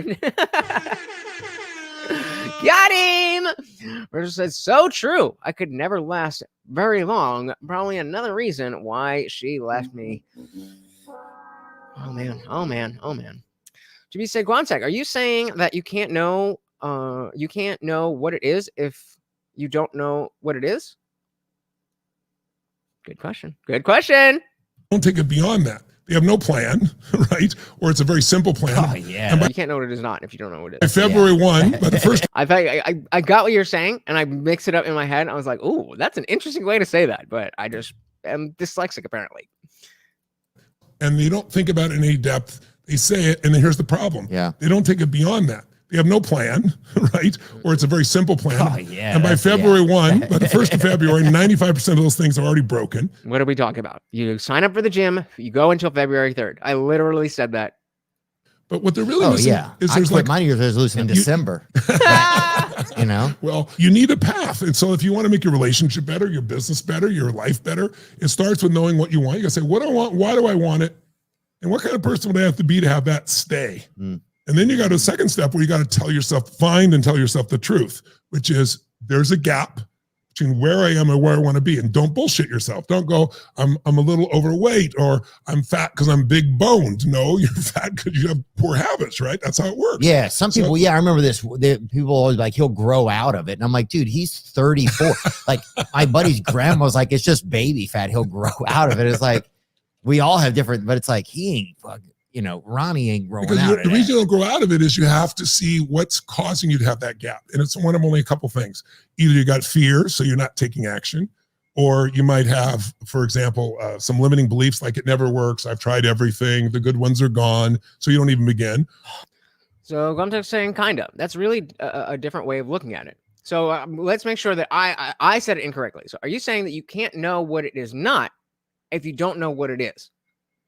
And I don't know. Again, I think that can't possibly be the case, because we know that there is. I don't know a good example here off the top of my head, but there's just a lot of things that, because we again, that the idea that you can't criticize something unless you have the right answer. Like if we're trying to let's say a pipe burst, and you're like, let's put some scotch tape on it, and it's like, I don't need to have a better idea to be like, that's a bad idea. That's not going to work. That's a terrible analogy, but my point stands. I did just drop the link. Let me pin this. So if you do have something that you want to come up and say, all you got to do is cam up, and it is pinned to the top. Come and chat with me. Or you might have some emotion gets in the way, or a bad habit, or maybe just missing the skill. Like no one's ever taught you how to make money or grow a business or have a great relationship. So you're learning on the job, and it's painful to learn on the job. So I've always said, find somebody who's extraordinary at something, or many people, figure out what they're doing and do that. It's called modeling. Oh, okay. Just find somebody who's amazing and do that. Is that how it works? Is that how it works? Because that's the kind of shit where I'd be like, that doesn't really mean anything. Like, yes, obviously. So to somebody who can understand what you mean by that already knows that, because that in itself doesn't really mean anything. What do you mean find somebody? Like, you know what I mean? If you understand what that means, you already are aware of what that means. So that sentence in and of itself needs to be broken down. Virgil said, I can't even get arrested for this in this godforsaken town. Do you think I would have a chance with Amber Heard? I mean, if you like poop in the bed. Instead of reinventing the wheel, now you can add yourself to it. Yeah. But modeling gives you the pathway to power. And then once you know what you want, why you want it, you're honest about the gap, you come up with a quick plan, not a perfect one, and you start taking action, and then you face your demons, you slay your dragons. What needs to change? Like, okay, I'm never gonna have a relationship if I'm numb all the time. So I gotta change this. It's hard, but I'm gonna do the hard thing. Right. And when you do the hard thing, you get momentum. And then what was hard becomes easy after a while. And that's really the secret. Dang. Gosh. Fair enough. The calculator even go through that again, but that is why we do the after party. But that's okay, you know. But it's a lot of great information, you know. I talk rapidly because I'm so passionate, but you know, you take people through it in an event where they get to process it and take time through it to give you a sense. Yeah, no, I appreciate it, man. Because I would also be willing to take the response that, well, obviously he's not going to give you the secrets to what he says, even if you don't have that level of energy. Even if you don't have, you could still make money off of quote unquote being Tony Robbins if you were to give away the secret sauce. I could see that, but I just don't see much there besides a good understanding. And so I don't think that he, what's the way to put it? It's just like even if it's taken him a, like Wamtek was saying, like it's just a lifetime of experiences, talking to people, doing things, trying things, whatever. Okay, fine. But that doesn't necessarily mean that it's not able to be distilled into a single book or a single seminar or a single line. I mean, I don't know. GB said that was the perfect analogy. All right. Tony Robbins sometimes sounds like the snake oil because he says things that sound so obvious, but people don't often think about it intentionally. People often don't live consciously. Okay, fair enough. Fair enough. Who said truisms? There we go. I just said the interview again. What? Jada said, that's my point. I think I'm going to give this the script a night off. There you go. There you go. All right, let's welcome our boy, Wamtek. Welcome to the party, brother. Good to see ya. Oh. So talk to me about... Hold up, man. For some reason, here, I'm going to back out real quick. I can't hear you on my phone for some reason. I'll come right back. All right, we'll move on, and I'm excited to hear, like, because I want him to be able to give me something that will change my perspective on even this podcast, because I am watching this with a very skeptical perspective, and as I do with everything, but it's almost like if there's some secret there that it's like you're looking too hard for something, like it is just that. He has all of these things, and he says them well, just like a Jordan Peterson. That works for me as well. All right, let's try it one more again. Guamtek in the building. You hear me? Hey, man. Let me like this. My audio is all kinds of messed up. Can you hear me? I can hear you. Can you hear me? Yes, sir. All right. All right. So yeah, talk to us about what you know about Tony Robbins and your mentor, and very interested in all of that. So I don't really know a crap ton about Tony Robbins. Like, it's not like I've followed him a super long time or anything like that. But the small amount that I have seen, and a lot of the, I guess if you want to call it self-help guru stuff, to be completely honest, I eat that shit up. I do think that it's pretty fucking useful. I think the main thing about it is that I think that people have gotten to a place of basically complacency and laziness in life. And they are at this point and they don't want to move forward because, first of all, they don't know how. They don't know how to think about their problems. And they don't know that there are people out there who have done it already. Mm. So when you ask something like, he's saying, just find somebody who's done it already and copy them, right? So that basically just means ethically steal what has worked already for so many other people and find somebody who you want to be in their place and that started from the same place you are and just do the exact same thing. Mm. So I think what 2B just said is maybe putting things in perspective that, like, it sounds obvious. It sounds like snake oil because it's obvious to the people who are aware, but so many people are simply not aware. So it is about just giving the basics, and that I'm totally fine with that. I think the problem is when the perception that, and this isn't shade on him. Well, I mean, I guess I don't really know why I have this perception that he would have some magic solution to your life, if that's not ever what he was saying that he was offering. I think that puts things in perspective that, okay, if we're not looking, I'm not saying I'm going to make you rich. I'm not saying I have the secrets to the universe. I'm just going to talk about the basic stuff that we all should be aware of. And maybe you're sad and lonely and poor because you just happen to have a blind spot here. Is that kind of where we're going with it? Pretty much. And also the fact of that the reason you are who you are right now, and again, this is going to sound so obvious, but the reason you are who you are right now and you have the problems that you have is because you haven't turned into the person that you're going to be. I mean, it's a super cliche way of being able to say that, but the idea is cliche for a reason, right? Right.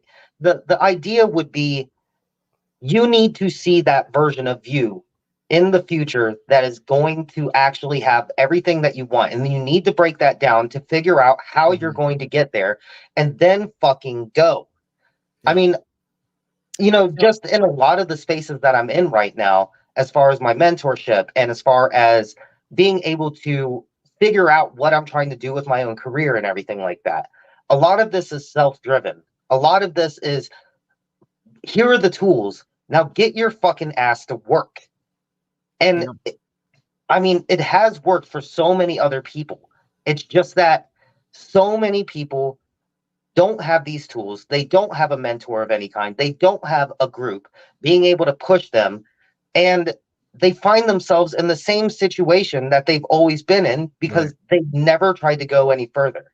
Right. And you know, when you put it, when you and between you and 2B, when you guys put it in that perspective, I think about myself again, you know, being the beta, finding red pill content. And again, like, okay, the you know, not being overly texty with a girl because she's going to think that, you know, you're that not just that you're always on your phone, and you have a lot to say, but that you're obsessed with her or some shit. Like, that's basic knowledge that I just didn't have because I was a relationship guy. So like, that's, you know, and dating changed a lot. And so for whatever reason, I didn't understand that. And it just took somebody telling me the basic thing for me to be like, oh, okay, now I get it.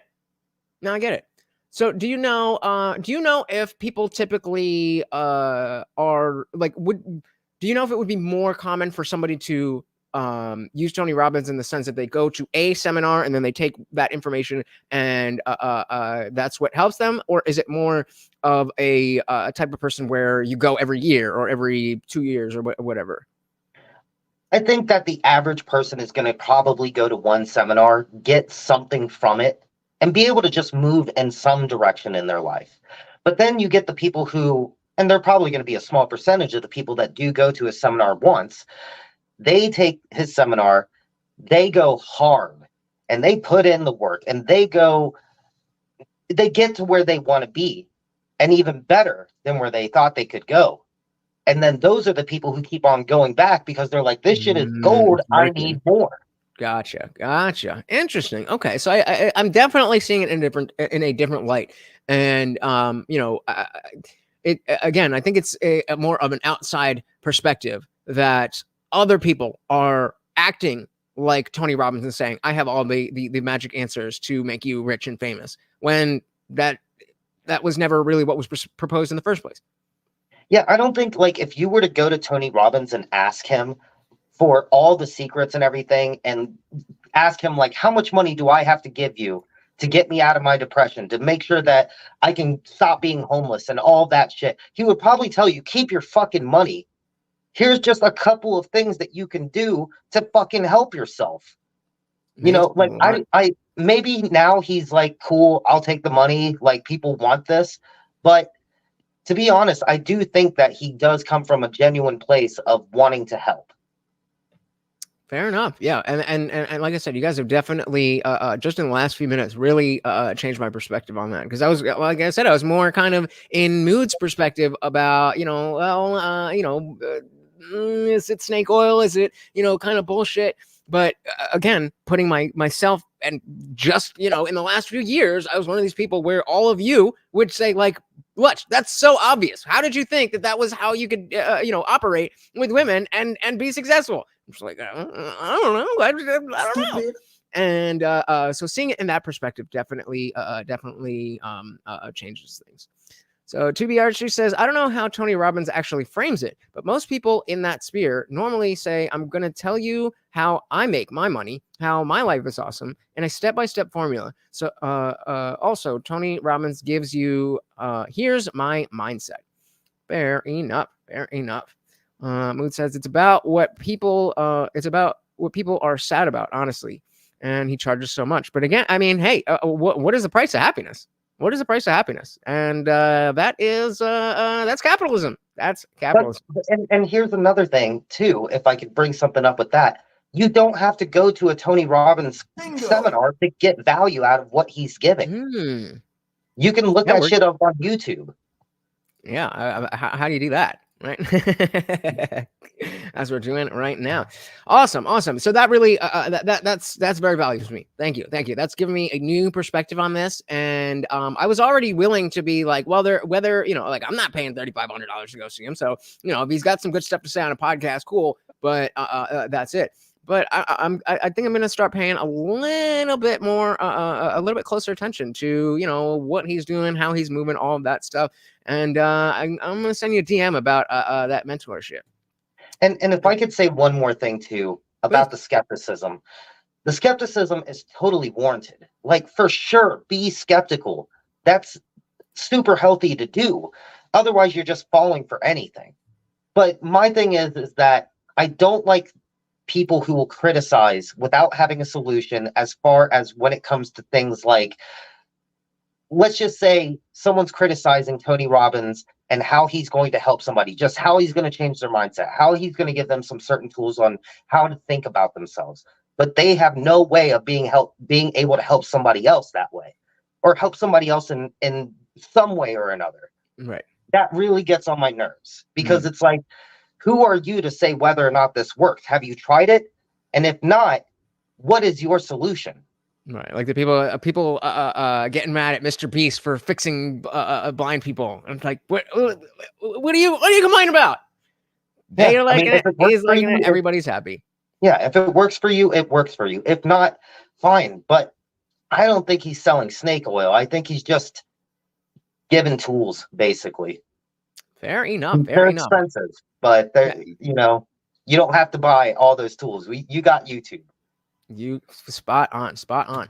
Well, thank you. That really, like I said, gives me a different perspective. Hopefully, you know, it's giving you guys a different perspective too. Anything before I kick you out? No, sir. You have a good stream. I'm going to be in the background. All right, and thank you so much, buddy. All right, so that definitely, like I said, it changed. It gives me a different perspective, thinking about like how many of you, men and women, would talk about the things. If I was to tell you what I learned from the Manosphere Red Pill community, you'd be like, bro, obviously. Well, it wasn't obvious to me, and it certainly was. You know, I didn't have to pay $3,000, but I would have. It would have been worth it. Not to freshen, but I mean to the amalgamation of what I've learned from the Red Pill community. I certainly wouldn't want to be without it. If somebody came to me and said, unless you pay me $3,000, you're going to forget everything that you've ever learned about women from the Red Pill. Unless you give me $3,000, I'd be like, well, fuck you. But here you go. To be artistry said you don't have to go to the Tony Robbins pep rallies. The info is really is readily available online.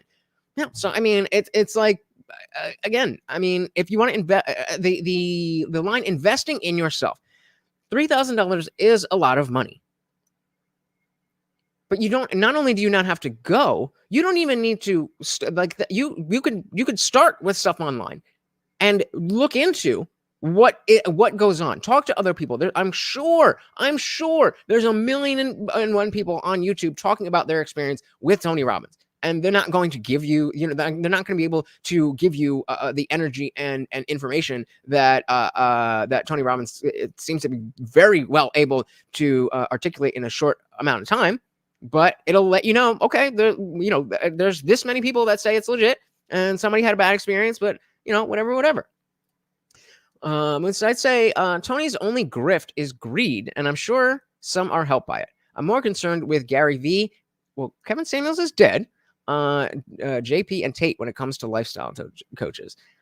I mean, I'm with you on Gary V and Andrew Tate. I don't know what's wrong with Jordan Peterson. I would love to get an answer on what's wrong with Jordan Peterson. And lucky for you, the Godfather. Yes, the Godfather is unfortunately passed.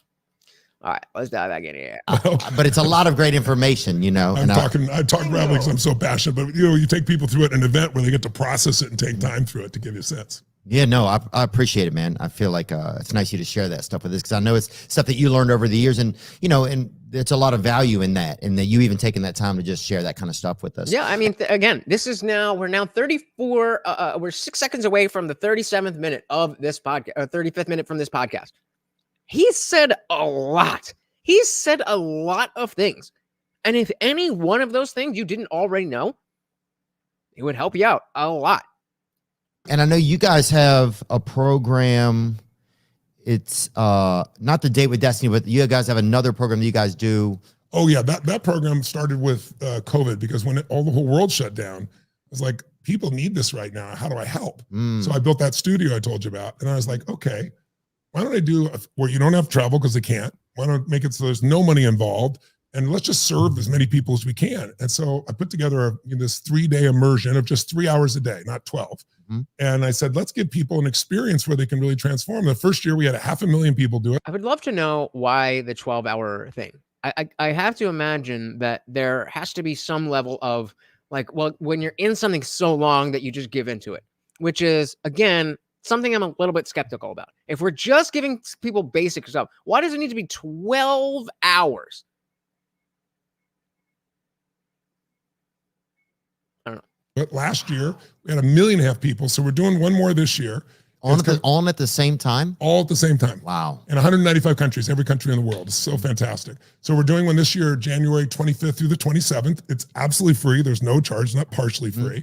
There you go, Mood. What did you just say? I wasn't even really listening, but let's you can get It's all at the same time. Wow. In 195 countries, every country in the world. The first year we had 500,000 people do it. Last year we had 1.5 million people. So we're doing one more this year. All at the same time? All at the same time. Wow. In 195 countries, every country in the world. Okay, let's say Tony Robbins free seminar 2024. The new you. Okay, so we got let me bring you in here. Hold on, I'll bring you up in a second. Dan, no, you ain't getting my shit. So save my free seat January 25th. Oh, that's like next week. Oh shit. We might maybe we'll check it out and see if he's legit by actually checking out one of his things. But let's bring in our boy Daniel Cabrera. Welcome to the party. Good to see you, buddy. Long time no see. F&A, bro. I'm good. Can you hear me? Yes, sir, I can. Good. The main reason I came on, you asked a singular question that really, I was going to leave you alone otherwise. But you said, what is people's main issue with Jordan Peterson? Yeah. And a lot of it is, and I think a lot of it has to do with the fact that he came off like a hypocrite not 2-3 years ago. When he was doing the whole, oh shit, what exactly was he doing? He was getting off antipsychotics or some such like that. And he's doing it in a dangerous way. You remember when he went into coma? Yeah. That's everybody looking over going, well, he can't clean his own room because he can't take care of his own shit.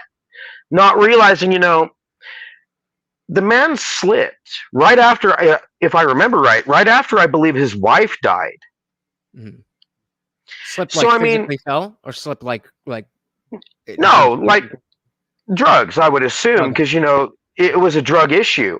Mm-hmm. But it was one of those moments, man. You're with somebody 20, 30 years. What kind of a habit have you had for 5, 10 years? How hard is that to break? This isn't a habit anymore. This is somebody you're living with. This is somebody who's part of your life.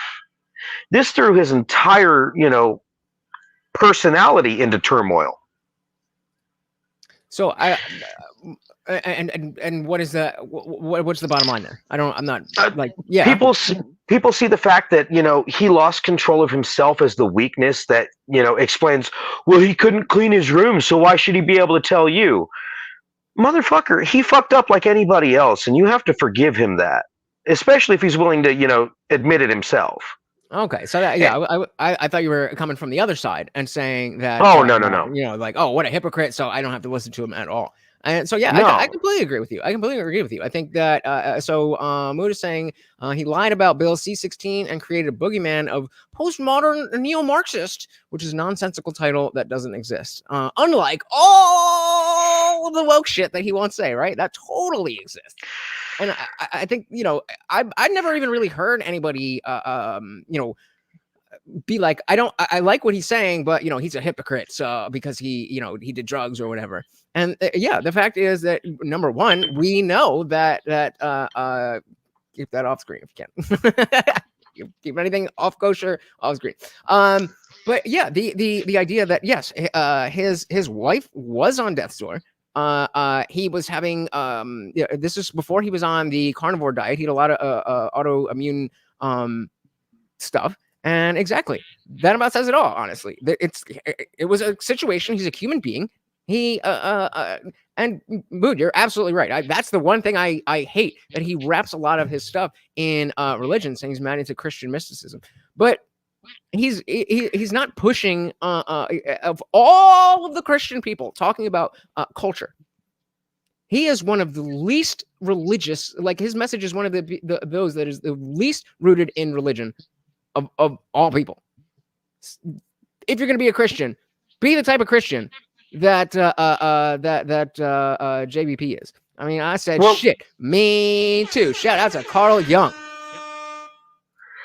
Well, you know, I mean, it even took him how many years to even admit that he was Christian out loud and in the open, because he didn't want it really to affect what people were thinking of him.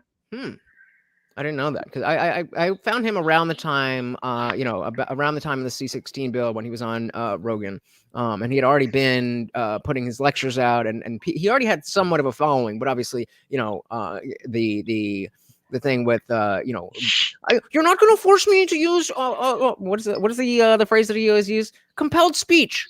I'm not doing compelled speech. Well, I'm a constitutionalist, so compelled speech is a thing for me too. I said shit. Me too. Yeah, I don't see anything wrong with Jordan Peterson. And then the comment that Tony Robbins is Jordan Peterson for young people. Like, what? I think you're just talking shit, Mood. I don't know enough about Tony Robbins to speak one way or another on that. Like, I'm hopping into this cold, so I have no clue. Fair enough. Well, anything else for the people before I kick your ass out of here? No, sir. Throw me to the curb. All right. Well, thank you so much for hanging out. Very, very good to see you. And I'm very excited to get drunk with you a little bit later, buddy. Fucking A, sir. Fucking A. Peace. All right. So, yeah, I mean, you're allowed to have whatever opinion you have. So, no, JP is a Tony for young men. Oh, okay. I mean, yeah, well, then I'm sure. That sounds accurate. That sounds accurate. Virgil, you know what you're doing. I'm not pulling that up. That was mean. We are nice here. I would, if you were on YouTube, I would have called you out, but because I can hide it for you, I'm covering your ass. Qualtech said, other way around. He tied his psychology to his Christian lectures. And again, that's why it's something that is like, again, I do not like the how central religion is to Peterson's message. That being said, of all the people who have Christianity at the core of their message, Jordan Peterson is one of the people who is the best at using the psychology and the actual words that matter, and understanding that even if you don't believe, and I'm talking about the Bible, then I'm not talking about this really happened. I'm talking about this as a story. As you said, mysticism. That's totally fine. If you want to follow the Bible and you accept that is a myth, not that I understand there's a difference between mysticism and myths, but I'm saying if you're willing to say I'm a Christian and I understand that nothing in the Bible is historically accurate, no harm, no foul. No harm, no foul. He tied it to his Christian lecture, which is what helped bring so many atheists over to at least understanding Christianity. Yep, bingo, absolutely. So and then we had so we're just talking about how expensive it is, but he's doing a free seminar. So actually, let me take a note of that right now. It was the 25th, I think. Let's do Tony Robbins. I don't know. I don't really plan my life more than a day in advance. Well, I guess for work, it's like a week. But I don't really plan my life more than a week in advance. But I'm going to see what's good with that. And just for shits and giggles, might be doing that. Daniel Cabrera said it's Christians living up to Christ's request that's doing that. Fair enough. To Be Artistry said, if you can't afford Tony Robbins, I offer NLP life coaching and creative consulting services for an affordable $80 an hour, but use promo code IndianJesusYouTube to get an extra $25. Oh my goodness. Shout out to Be Artistry with some smart marketing right there. I'm going to leave that up for a minute. Thank you to Be Artistry. On at the same time? All at the same time. Wow. In 195 countries, every country in the world. It's so fantastic. So we're doing one this year, January 25th through the 27th. It's absolutely free. Wait, what does NLP stand for? And not, yeah, what does NLP stand for? There's no charge, not partially free. And all the people have to do is they go to, it's called Time to Rise. Like it's time to change your life. See it right here. Time to Rise Summit. There we go. That's where we just were. That's where we just were on this website. It is there. It is free. And it's what, 25 to 27. January 25th through 27th, and it's free. It's free for anybody who wants to go, and they can bring their friends or family. They can do it from their house. They don't have to travel. They can go to the office and do it with people around them. It's really amazing, the results. We have had people change their business, change relationship, get off drugs. I'll tell you one fun example, though. 2 years ago, there was this guy that was 730. Okay. Neuro-linguistic programming. So if you can't afford Tony Robbins, 2B Artistry offers neuro-linguistic programming, life coaching, and creative consulting services for an affordable $80 an hour. And if you use promo code IndianJesusYT, as in Indian Jesus YouTube, you can get an additional 25% discount. You're lucky, because in the future, I'm only gonna read shit like this if it's a super chat. But because I like that it's relevant, because I like you, because it's smart, I'm gonna keep this up. I'll tell you one fun example, though. 2 years ago, there was this guy that was 735 pounds. He never would have made it to a seminar. He saw it was free. He's been in bed. His brother died. He got addicted to painkillers. Oh yeah. And then Been there. His body just blew up. And then they told him he'd have to be on an oxygen mask the rest of his life. He couldn't get out of bed. Like a CPAP machine, you mean? Yeah, well, it wasn't CPAP. It's pure ongoing oxygen. Oh, Theo. Nice. Yeah, and then secondly, he couldn't get out of bed to go to the bathroom. He had to be in bed. He was naked in bed for 5 years. Damn. And 730 pounds. So he watches, Damn, sorry. and I brought him up on screen. I didn't. It is at that point, when you are above the hyperbolic title that TLC uses about, wait, did they say it was 700-pound life or 800-pound? My joke doesn't work if they use 800, but it was there. Virgil said NLP BS qualification, 30 years in psychiatry. Well, shout out to that. There you go. There you go. If you want to super chat your business, then you can be just like 2B Artistry and get one over on me. No, I'm just kidding. No, he's there. He raised his hand digitally, so I raised it up and started asking questions.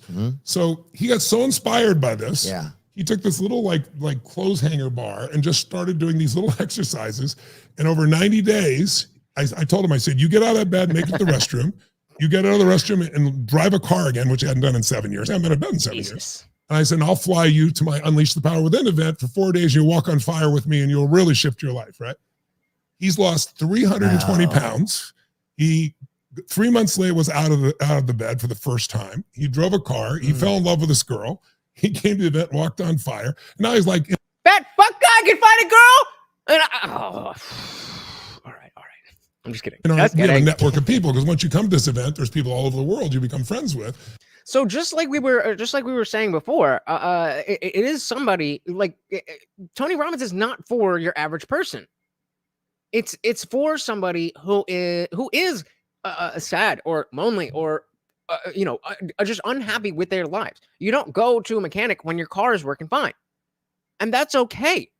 That's okay that the mechanic has nothing to sell you because your car works. Because there's other people who have cars that need fixing. Makes sense to me.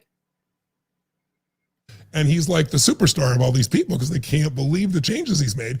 And it all happened because he never would have come to an event, but because he could do it from home in his bed, he could do that. You could reach him. Yeah. Wow. He does. Well, look at that screenshot. He does look a little bit like David Cassidy, no? Yeah. What's something like, I notice like there's been times in my past where it's like, I think I didn't want to change because I wanted to keep having an excuse, right? Like I remember holy shit. Oh man, that hits deep. Anybody else? Yeah. What's something like, I notice like there's been times in my past where it's like, I think I didn't want to change because I wanted to keep having an excuse, right? Like I wanted to keep having an excuse. That is such a good way to describe the feeling of, you start I'm talking about being a drug addict. So when you start doing drugs, it's all fun and games because you're just doing drugs, getting high, having fun. Then you get to a part where you're aware that you're actively in addiction, but it's fine. You're good. And then, there's the final stage where you either die an addict or you're like, oh, I got to fucking fix my life up. So in that middle stage, you're very aware that like, okay, this really isn't just, party on the weekends. This is becoming a thing. Excuse me. But as long as that is a thing, everything else that's going wrong in my life is because of this. And so now I have the excuse. I want to keep having an excuse. That is, anybody else? Put a 1 in the chat if that hit you like it just hit me. God damn. I think I didn't want to change because I wanted to keep having an excuse, right? Like I remember even with smoking, I remember it was like, part of me didn't want to stop. There was a part of me I realized that didn't want to stop smoking because I knew if I stopped, I wouldn't. And it wasn't like it was kind of a subconscious part of me. Yeah. But I knew if I stopped, I wouldn't have something to blame my inefficiency on or I just wouldn't have something to blame. It's like, it gave me something to blame. Does that make any sense? It does, because everything we do, even things that seem stupid or derogatory, we do to meet some needs. There's only 6 needs people have. We have a need for comfort or certainty. Comfort or certainty. We have a need for... Interesting how he says comfort or certainty. And so comfort not being like, oh, I got a comfy cushion, but comfort in the stability. Comfort in the stability of your life. That's very interesting. I've really never heard those two things put like that. So there's 6, what do you say? 6 characteristics or 6 things? Everything we do, even things that seem stupid or derogatory, we do to meet some needs. There's only 6 needs people have. We have a need for comfort or certainty. Okay. We have a need for variety. We have a need to feel significant, unique, special, important. Everybody has that need. We have I'm special. I'm special. You're special. You're special. If anybody knows what that is, then that's crazy. Need to feel connection and love. We have a need to grow. We have a need to contribute beyond ourselves. It was just comfort, I think. Yeah. It's the comfort and the certainty of what you know. But there is a fear that everybody has. 2 fears. All human beings at some moment feel that they're not enough. Okay. And to feel like you're not enough for someone whose love you crave makes a person crazy inside. Wait, for someone who's feeling like you're not good enough for the love of for the love of someone you crave. Sometimes it's just about saying the simple things in the right way, and it just hits you different. What? I didn't hear that right. Somebody whose love you crave. The average person, you don't care, but if it's somebody whose love you really want. Oh, yeah. So if you feel like you're not enough, then you feel like you won't be loved. To be worthless and unloved is like psychological death. So people drug themselves, eat, they do anything not to feel that. Well, what are your choices on changing that? Well, you could take on a new project, build a podcast, build a business, do something, but you have to take risks to do that. And risks, you could look like a failure. You could fail, which might look like you're worthless, might look like you're not worthy of love. So subconsciously, we come up with these ways to adapt. Failure. So smoking a cigarette comforts you because when you take that big, slow breath in and blow it out nice and slow, it changes the tempo in your body completely. You go from stress to comfort. Wild West. You can do that same shit without the cigarette. Yeah. You know? But once you're addicted and it becomes the go-to, some people stop smoking and then they overeat.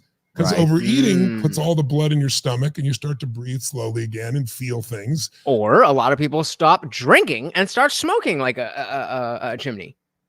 Replacing one addiction with another. And you'll let go. So you can get certainty and comfort by those ways, or you can do it by working out. And hold on. Oh. Let me just say that they're replacing one addiction with another addiction is not necessarily a bad thing.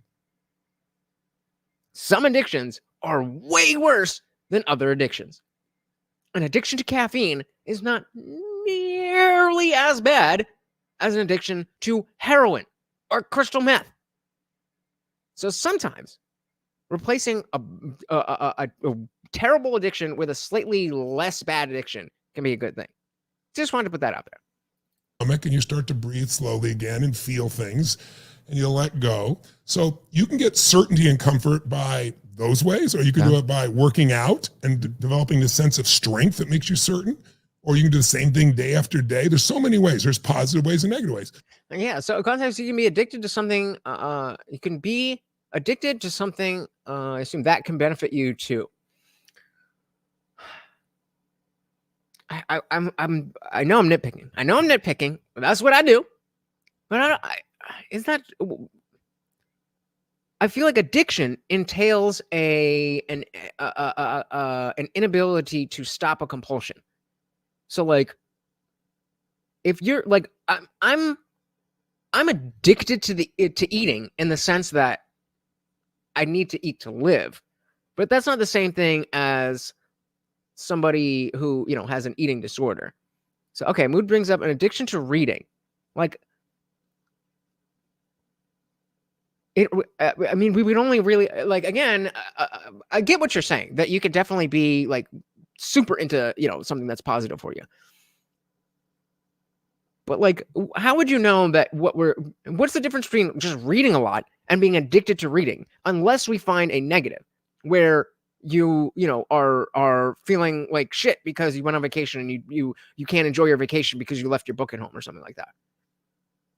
That's, you know, I mean, again, not the end of the world. An addiction to reading is much better than addiction to caffeine, which is better than addiction to heroin. But I don't know. Would we say that you have an addiction to reading unless it was specifically that? In which case, because the ultimate question here is that means that then that there can be positive addictions. And I struggle with the semantics there, because I think there's good habits, and then you can be addicted to things, and that is always worse than not being addicted. Like, being addicted is worse than not being addicted, but you can be addicted to something at a level 1 and you can be addicted at a level 10. Joe Mama said edibles keep me from drinking too much. Yeah. So, I mean, we all have, number one, we all have our vices. And number two, we all have our ways of, you know, kind of hedging our bets, if you know what I mean. I'll do a little bit of this and do a little bit of that. It all balances out. Moderation, right? But we also need uncertainty. We need variety. If every day you know what's going to happen, how it's going to happen, you get bored out of your mind. Oh, yeah. But if you have so much variety, you don't know what's going to happen. People freak out. So these needs bounce up against each other. Mm-hmm. And so when people do a behavior like smoking will give you comfort, certainty. Smoking will give you, in some people's case, variety, because you were stressed out. Now you change your state. That feels different. It's called variety. Smoking will give you significance if you think it's cool. Although today it's a little harder to do that because most people think you're an idiot. We put you in a separate room by yourself. Yeah. So Daniel, it depends. Are you always reading in a good light, or is your addiction so bad that you read by the screen of your phone? I think that we would call that a slightly different. I don't think that we would call that a reading addiction. I think that we would call that a social media addiction. But good point. You know, it definitely. The point being there, though, is that I think, and you know, we come to this agreement that I think an addiction is inherently something negative.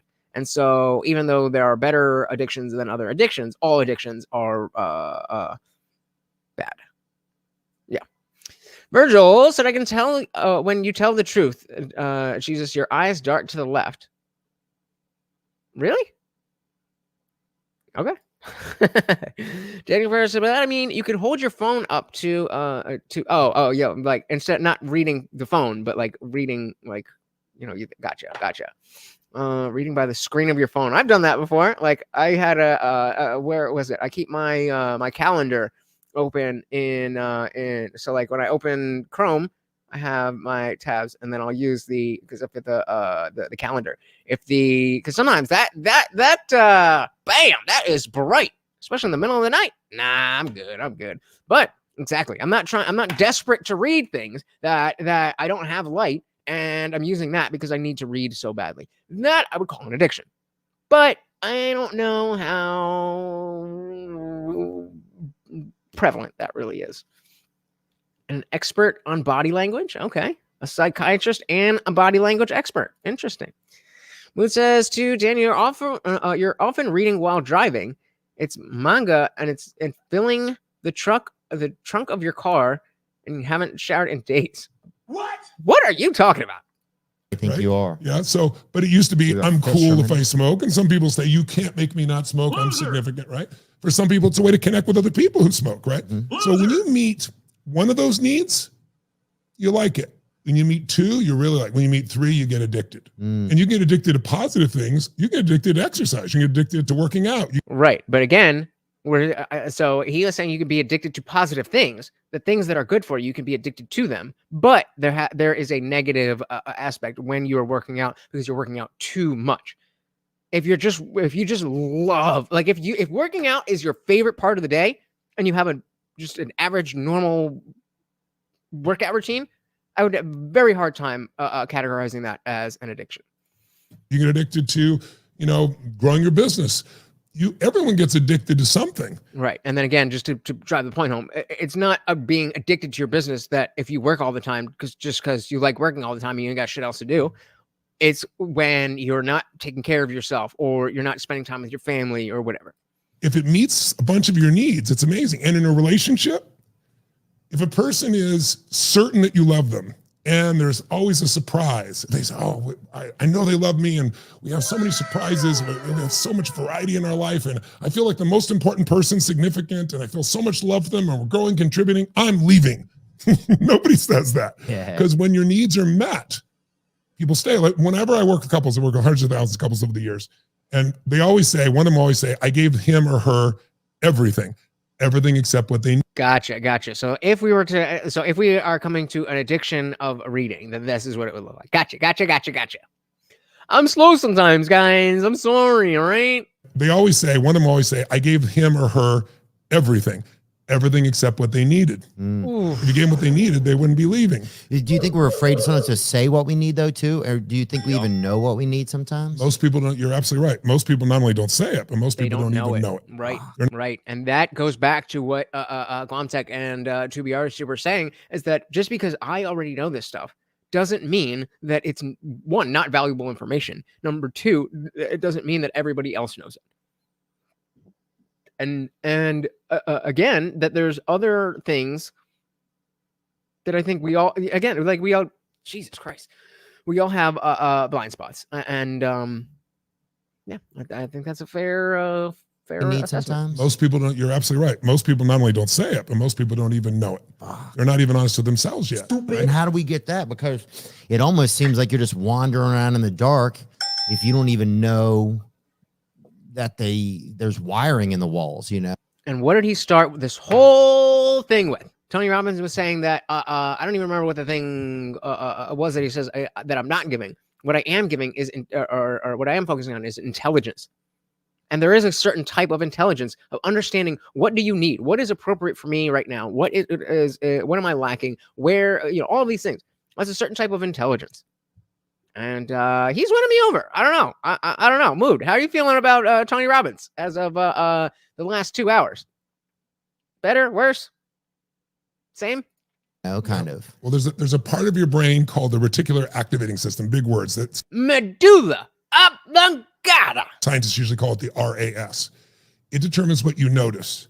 So there are millions of things you could focus on. Ooh, have you guys seen? Oh, all right, let's do this. Hold on. If I can find it, give me 1 second.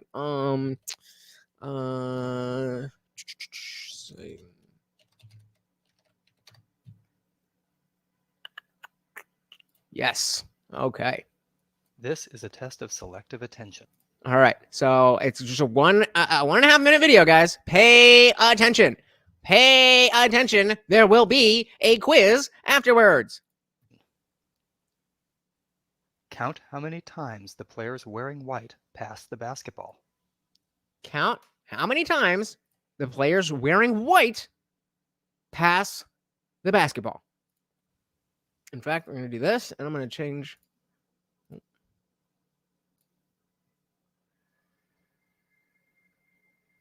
So we're just counting the white shirts. If you know, do not say a thing. 9, 12, something like that. All right. How many passes did you count? How many passes did you count? Only answers from people who don't know what we're doing. Anyway, just give me a number.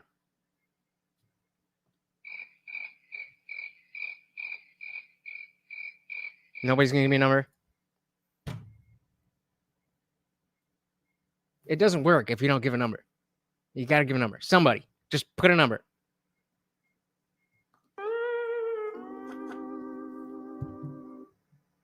Thank you, Gomtech. How many passes did you count? I mean, ironically, it's still gonna work because somebody would have said something if they knew it by now. All right, there we go. So Gomtech says 13. Daniel counted 14. Virgil counted only 9. So let's see what's going on. The correct answer is 15 passes. All right. So Daniel was the closest. But did you see the gorilla?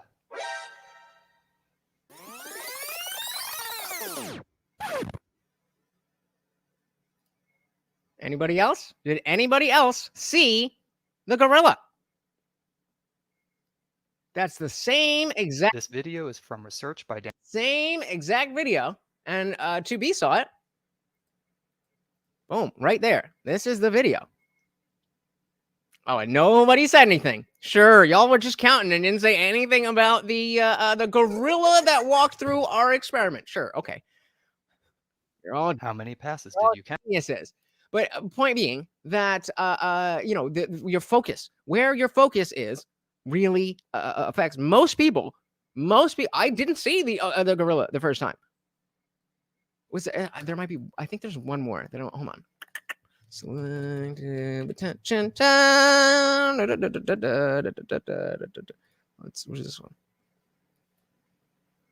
Let's do one more. Count how many times two students raise their hand at the exact same time. So obviously we know what we're doing, but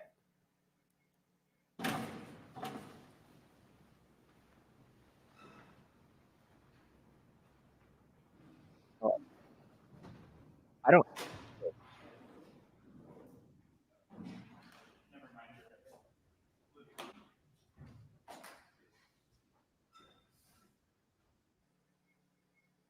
I wasn't even counting because I know what we're doing. Okay. But did you notice the bright toy that, yes, I did notice that. It was like a flowery thing. Next and 6. Did you, yeah. This I definitely noticed. It looks like a, what is it? It's not a flower. It looked like a little orchid, but I definitely noticed, like, what is in his hand? But again, we already knew, we already knew that we were looking for something, and Daniel didn't see it either. So it underlines exactly what Tony Robbins is talking about, that where your attention lies dictates how your mind works, how your mood is, and that is a springboard for everything. You know, so I thought it was a voice recorder. You know, I didn't. Yeah, I was. That's what I thought it was going to be. What color was the guy's jacket in the background? That's what I. Yeah, something like that. Yep. That's what I thought it was going to be. But you know, obviously, when we know it's a selective attention test, it doesn't work the same way. Whereas with the gorilla, if you've never seen it, like the first time I saw it, I was in class, and it was just like, what? And the entire class, nobody got it because I think one of the big things was you know, it's different when you're alone, and then when we were in class, we were also saying he was also saying it's better if you count out loud. So we're all focused on, like, you know, not only counting, but saying the number that we're on and listening to other people counting. And it's very easy to just miss that gorilla. RAS. It determines what you notice. So there are millions of things you could focus on, even in this moment. The blood rushing through your ear, the heartbeat, your clothes. Oh, I think I saw a clip of this. I think this is going to be fun. He's going to do his own thing here. You're not thinking about all that, right? Mm-hmm. You delete all that. Mm-hmm. You focus on a small number of things.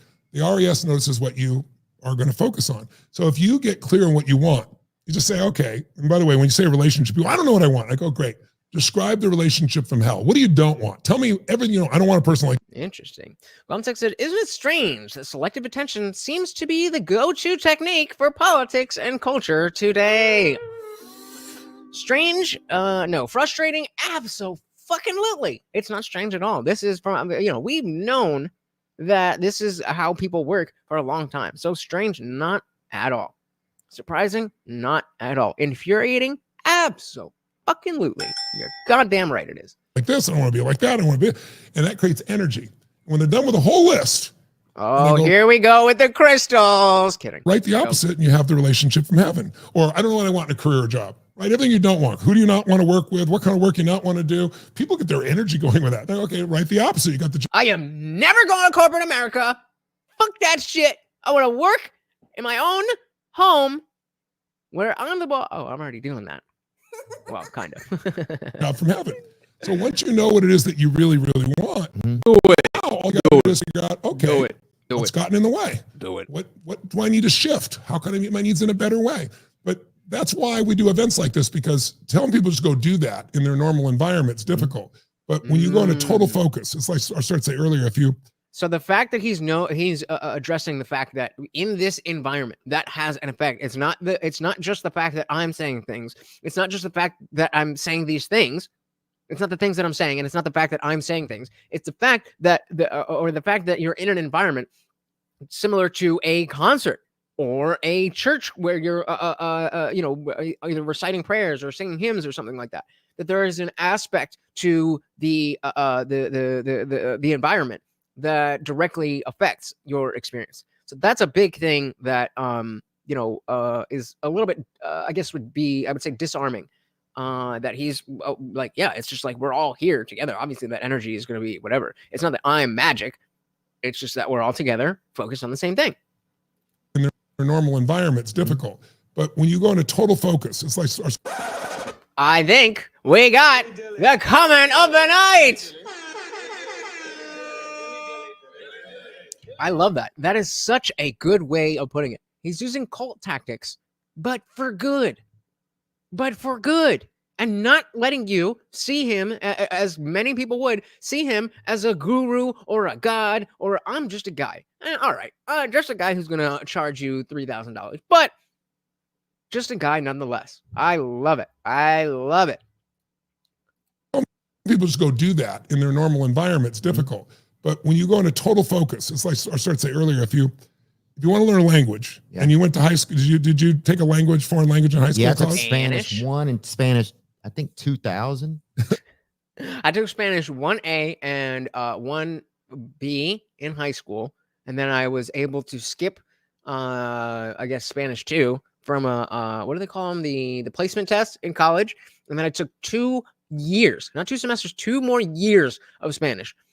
I could barely, like if I was dropped in Spain, Mexico, Spanish-speaking country, I'd make it, but I would have a hard time. Years of studying this shit. Years. I always wanted to study French. I just thought that would be more, like using on ladies, right? I mean, speak a little French and then but my mom's like, you're never gonna use French, use Spanish. Oh, well, guess who's using Spanish? Oh, the goddamn tiempo. Not me. His name is Theo Von. Theo Von is obviously in love with him. I don't know about that. I don't know what it was. And do you speak Spanish well now? No, our guy didn't even speak. Our guy was like, he got busted for fraud or something, but I don't know what we learned. Yeah. Yes, that's what I said. If I was dropped in New Mexico, I would barely make it. They got Walter White out there. I said Spain or Mexico, as in the 2 most typical countries you'd think of as Spanish speaking. No, our guy didn't even speak. Our guy was like, he got busted for fraud or something, but I don't know what we learned. Yeah. But I was in there. Yeah, I was in there. But the reason you don't recall it was because it was a little bit at a time. The brain doesn't. Because your focus wasn't on it and you didn't understand that the focus you wanted to focus on was focusing your focus to the focus of Spanish. Yes, indeed. They would speak Portuguese in Portugal, but nice try. Learn that way. The brain learns best by immersion. If I said you had the money and the time, aren't you Hispanic? Come on, bro. I'm not going to teach you Italian. I'm going to drop you in Rome and I'm going to pick you up in 90 days with no teacher. Oh, yeah. And 90 days later, you're speaking Italian because you're in it 24 hours a day, seeing it, feeling, experiencing it. That's how I teach. Yeah. I told you I wouldn't do well. That's why I do 12 hours for 4 days. Right. That's why it's, yeah, that's why it's. Wait. Why? What did I miss? time. The brain doesn't learn that way. The brain learns best by immersion. If I said Immersion. you have the money and the time, I'm not going to teach you Italian. I'm going to drop you in Rome and I'm going to pick you up in 90 days with no teeth. That's really weird. That okay, maybe I guess they were talking about languages, but yeah, it did. You tried to be smart. You tried to be slick. I was thinking Argentina. That would have worked. Actually, well, that's a bit, but shout out to Javier. I can't say it now. Javier, is it Malay? Whatever. Shout out to him. Teacher. Oh yeah. And 90 days later, you're speaking Italian because you're in it 24 hours a day, seeing it, feeling, experiencing it. Mozzarella. That's how I teach. Yeah. That's why I do 12 hours for 4 days. Right. That's why it's that's why it's an intense thing, or it's immersion. Yeah, and that's why it lasts. That's why it lasts. Yeah. Ah. Okay, so the idea of doing like, yo, this is a 12-hour thing. That it's not just that you the person who's going to this don't treat it casually. That makes sense. Again, I that's something that I didn't understand. Why 12 hours? And he's like, immersion, because we want you to feel like this is, you know, an event in your life, a milestone. Makes sense. Wow, man. Yeah, it's pretty impressive. It's Because we are coming I up on think the it's 2.5 just hour neat mark. to see that even just using your like seminar as an example, that that it takes immersion. It takes some real commitment. I mean, even if people Yup. are coming for 6 days, or even if people are going to show up for long days on Zoom for 4 days in a row, it's like whatever it is, it takes some real commitment from ourselves to It be does. able to do those things. So I get a lot of people that get dragged there by somebody and they're like, oh, I'm going to get out of here at the first break. And you know, I remember I had a friend of mine who's now a friend of mine. He wasn't before, but he came with a client and friend of mine who was an NFL player. Mhm. This guy's a billionaire, and he sat down and he saw people clapping and moving and stuff because we move the body. It's not a rah-rah session. It's to change your biochemistry. Oh, yeah. There's a science behind it, right? He goes, I'm not going to do this. I'm a billionaire. I don't do this crap, right? And like 30 minutes later, he's jumping. He's going, this is the greatest experience of my life, you know? So sometimes you have to get in the experience to know what it is. And then when you're in it and it's so enjoyable, because change doesn't have to be painful. It can be enjoyable. But Oh, if you don't yeah. know what to do and you just do a little bit at a time, pretty hard to get a real change. But when you go for full immersion, that's what happens. But you know, I still write books and do audios and things like that because you need immersion and then you need some spaced repetition. You need to feed the mind on a regular basis. So I like have 3 things. I go, I want to feed my mind every day. You need to read or hear an audio for 20, 30 minutes. So I'm constantly growing in some way. I want to do immersion. Even I do this 2-3 times a year. I'll go places, harder to do now because of who I am, but I'll go to the back of the room. I'll get somebody one-on-one to coach me about something. I did this brain training, for example. It was like So 4 days. That's another thing that you know, he is himself continuing to learn and be coached. Shout out to Guam Check. Oh yeah, Morty, that's for you, buddy. Morty. Oh, he got into the garbage. He's not feeling well. He's gonna snatch that up. What's the matter, bud? That's why you shouldn't eat in the garbage. And then you say, Lutch, that's why you should put the fucking garbage away, because I'm a goddamn dog and I can't control myself. Thank you. And then, of course, that makes you the new sponsor of the stream. Thank you. There it is. I knew he was going to go for it. Thank you very, very much, sir. And nights to put all these electrodes on your brain to teach you how to go on what's called alpha brain, the part of your brain where happiness is a lot easier, right? So Shout out to Joe Rogan. I remember it was like 12 hours a day. It was freezing cold in this dark room, and you hear these sounds based on how your brain's working, how to retrain your brain. It was hell. And I'm like, who do I got to kill to get out of this? Oh, me. I'm the one to put myself in this thing. Huh? Shout out again to Guam Tech for being the sponsor of the stream. Thank you, sir. Oh, But at the I end was of gonna 4 say days, Fidel Castro. It sounded like you were in Guantanamo Bay. it felt kind of like that. But after 4 days, didn't you entertain in Guantanamo Bay? Did I read that you didn't Yeah, I entertain? did some show. I did it with this. What did he just say? Like that. But after 4 days, didn't you entertain in Guantanamo Bay? Did I read that you didn't Yeah, I did entertain? some show. I did some shows in I Guantanamo. heard What did he say? What the fuck is going on? Did this just change to like? that. That's really cool of you. In Guantanamo Bay, did I read that you didn't Yeah, I did entertain? some show. I did some shows in I Guantanamo. heard Fucking pardon?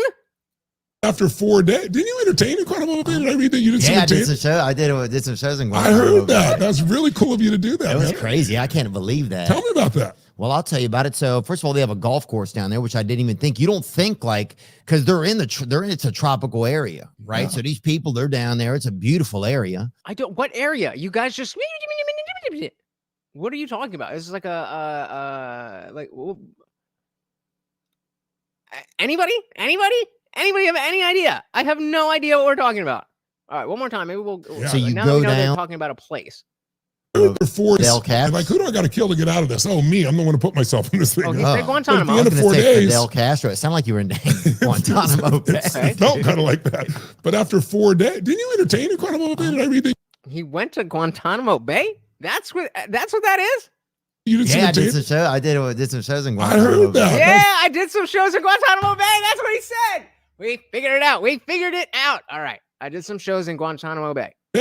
Didn't you entertain in Guantanamo Bay? Did I read that you didn't Yeah, I entertain? did some show. I did some shows in I Guantanamo heard that. Bay. That's really cool of you to do that. That was man. crazy. I can't Only took believe that. Tell me about that. Time. Well, I'll tell you about it. So first of all, they have a golf course down there, which I didn't even think. You don't think like because they're in it's a tropical area, right? Yeah. So these people, they're Cuba. Yeah, right.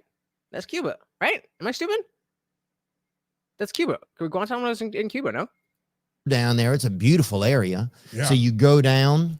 I remember the flight we went on to go down there. You have to fly in like this crazy pattern, I guess, in case like somebody's shooting at you, like you have to be able to evade it. Yeah. So you go in this crazy shape. Oh, damn. Old school Theo. Look at that. The hair, no beard. And then you see like out of the darkness, there's just like this, it looks like a big diamond ring, like lit up, just all the outlines of the whole base, you know? Yeah. And so we went there. There's all these big lizards. Not a lot of ladies. Bring your own lady, you know, or something. Or bring a buddy who's willing to, say he's a lady, But because there's not, I think there was, God. 7 women down there. There's like 1,100 soldiers down there, though. 7 women. yeah. Oh, that's a brutal Yeah, environment. so it's, but And you know what that means for those 7 ladies.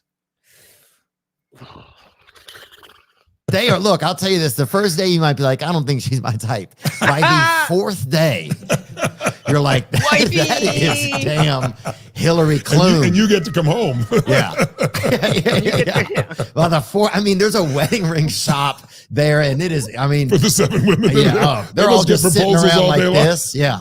It looks like that collection you have right there. Dude. They're just, but it is, that part is pretty remarkable. Oh, just the beaches they have down there are real beautiful. You don't hear anything about them though, because they're the ones on the military base. So did you go to entertain the soldiers? Is The that what you- soldiers, yeah. Yeah. We got to see some of the troop areas, and we got to do like some volleyball with some of the prisoners or whatever. Yeah. But some of the prisoners, they made them wear like they couldn't even see while they're doing the volleyball. It was bizarre, but yeah, we got to play You volleyball. play volleyball and you can't see. That's the rules they made for them. But yeah, and that might be I don't That'd be know. another form of torture. Yeah, it may be. I don't know what How did we the get here? act is or the law is, but hopefully they prevented. Yeah, that shouldn't be allowed. It was semi-fun, I guess, but it was semi. yeah. But what was it like? Yeah, that was amazing, man. Just to be able to be down there, Yeah, that's wild. just to be able to go do comedy It's there. good of you to go. Oh, come on. Oh, we've detected a video in your stream that might belong to somebody else. Fuck you. Virgil said, did you do his hair before the interview? No, I didn't do his hair. I don't know what that's supposed to mean, but I feel like you're being snarky, and I don't like it.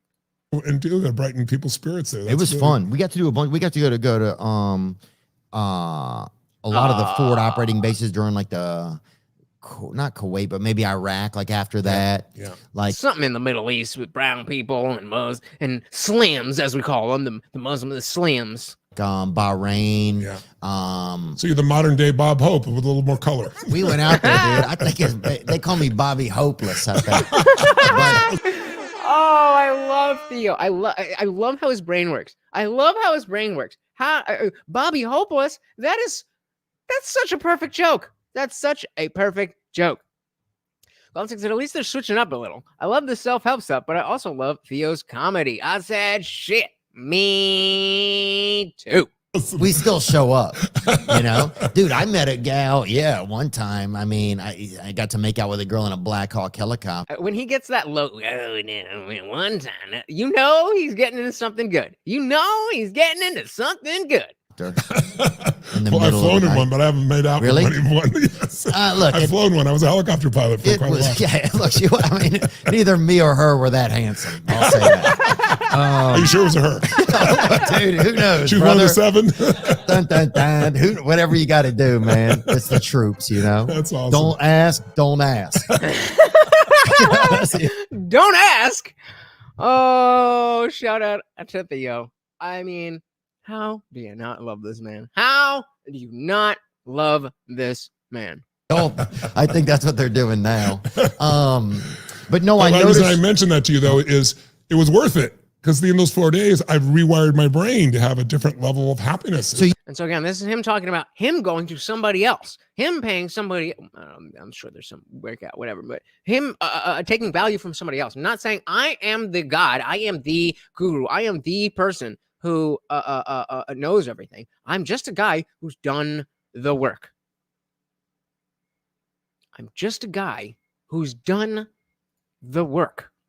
One thing said, I described Theo's comedy as nice guy gator wrestling humor. Fair enough. I'd never in a million years would have thought of that, but it absolutely fits. It absolutely fits. You believe this. You know this. You've done it so many times that is the key. That's the thing. It's like you excluded out these other things of like, this is fool's gold. This is fool's gold. Yeah. This is fool's Well, gold. I've been through plenty of fool's gold. And that's it right there. Is the in order to come by the basic, simple, quote unquote, rules of life, you have to try a lot of things that don't work first. So yes, you're dealing with things that are fundamental, basic, arguably obvious to most people. But the fact that it's most people and it's not everybody is exactly why it's so important to articulate. Because like we've, all of the things that we've been talking about, if it's too easy to forget, if it's too easy to not stay in your consciousness and not focus on it, then it's a blind spot. And we all have them. It doesn't make you stupid. It doesn't make you whatever. It just sometimes we just need a reminder of the basics. No problem there. Right. That's how you get to the good stuff. Right. That's what I'm saying. But if you give up, up, because something's bullshit, most of it's bullshit. But then you find those gems that really work. And when you find the gems work, then you can use them for the rest of your life. And then you share them with other people because you can see it really works. You know? Yep. And I can give you a perfect example. Let me get rid of this. There is a thumbnail technique that I just stumbled upon maybe this week. And so this is one photo of him. This is just a photo as it was. But as you can see, there is a little bit of a drop shadow behind all of his face. And that really changes it can kind of gives him a little bit more actually, do I have let's see if I can, let's do this. Tony Robbins. So this is the original picture. God damn it.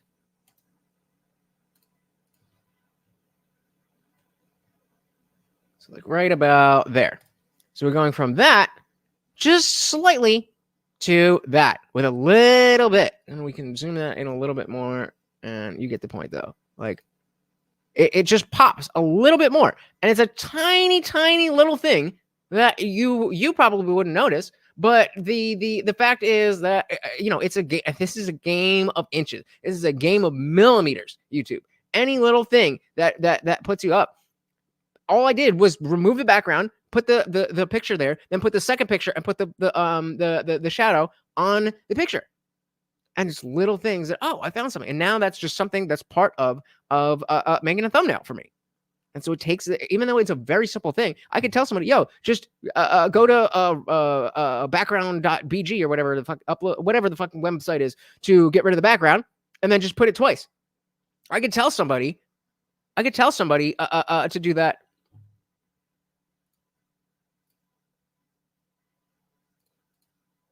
Like I said, you won't even notice. You won't even notice.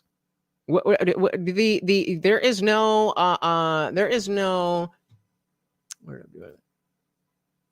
there's no black where let's see. There's no black where those letters are on this, right? So, oh shit, where am I? Nope, that's not what I wanted. Oh. Seems like there is a little bit of a shadow. Seems like there is a little bit of shadow on those lettering. Isn't there, Guam Tech? Isn't there? And that is the key, is to be subtle. Like I say, with women and doing makeup, if I notice that you're wearing makeup, you've done something wrong. The idea is that I'm just like, oh shit, she's hot. Same thing with thumbnails. And I mean, dilly dilly to me. To me.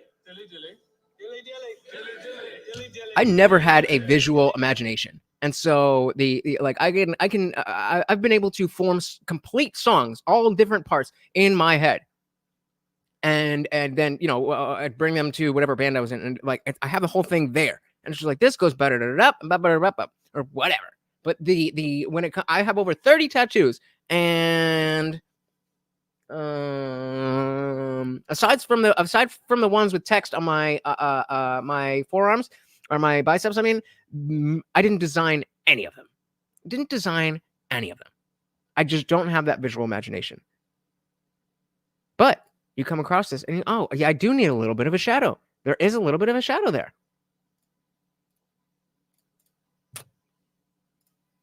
Exactly. You shut your mouth when you're talking to me, boy. When we find the gems work, then you can use them for the rest of your life, and then you share them with other people because you can see it really works, you know? Yeah. And then, you know, then you get the science behind it. But in the past, I've just got people the results. That is the science, right? But it's nice now to have science justifying or being able to show people how powerful it is, how effective it is. But, you know, it was in the Journal of Psychiatry last year, and all the people thought this is going to spread like crazy. Not one phone call, because they're still selling SSRIs, right? Oh, yeah, that's good. So I'm going to say people come to me, they've always come to me, but nobody from the psychological community on major scale. And they got money to make. Conference and shared the results again, and people were fascinated.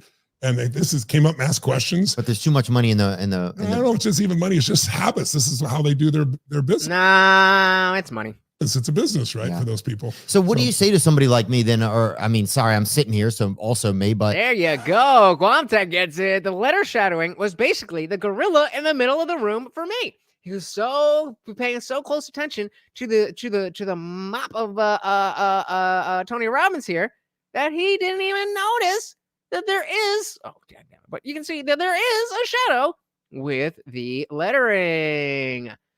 Selective attention. Joe Mama said you should play a guitar sometime. Show off your sweep picking. Certainly not on that. I cannot sweep pick. I can't do. I would love to do that. That's the one. I mean, I have decent fingering. But you know, I don't play as much as I should anymore. That's also a half-size guitar. I got this one. I got this that one. Got it when I was 5 years old, and it is literally like that big. Like,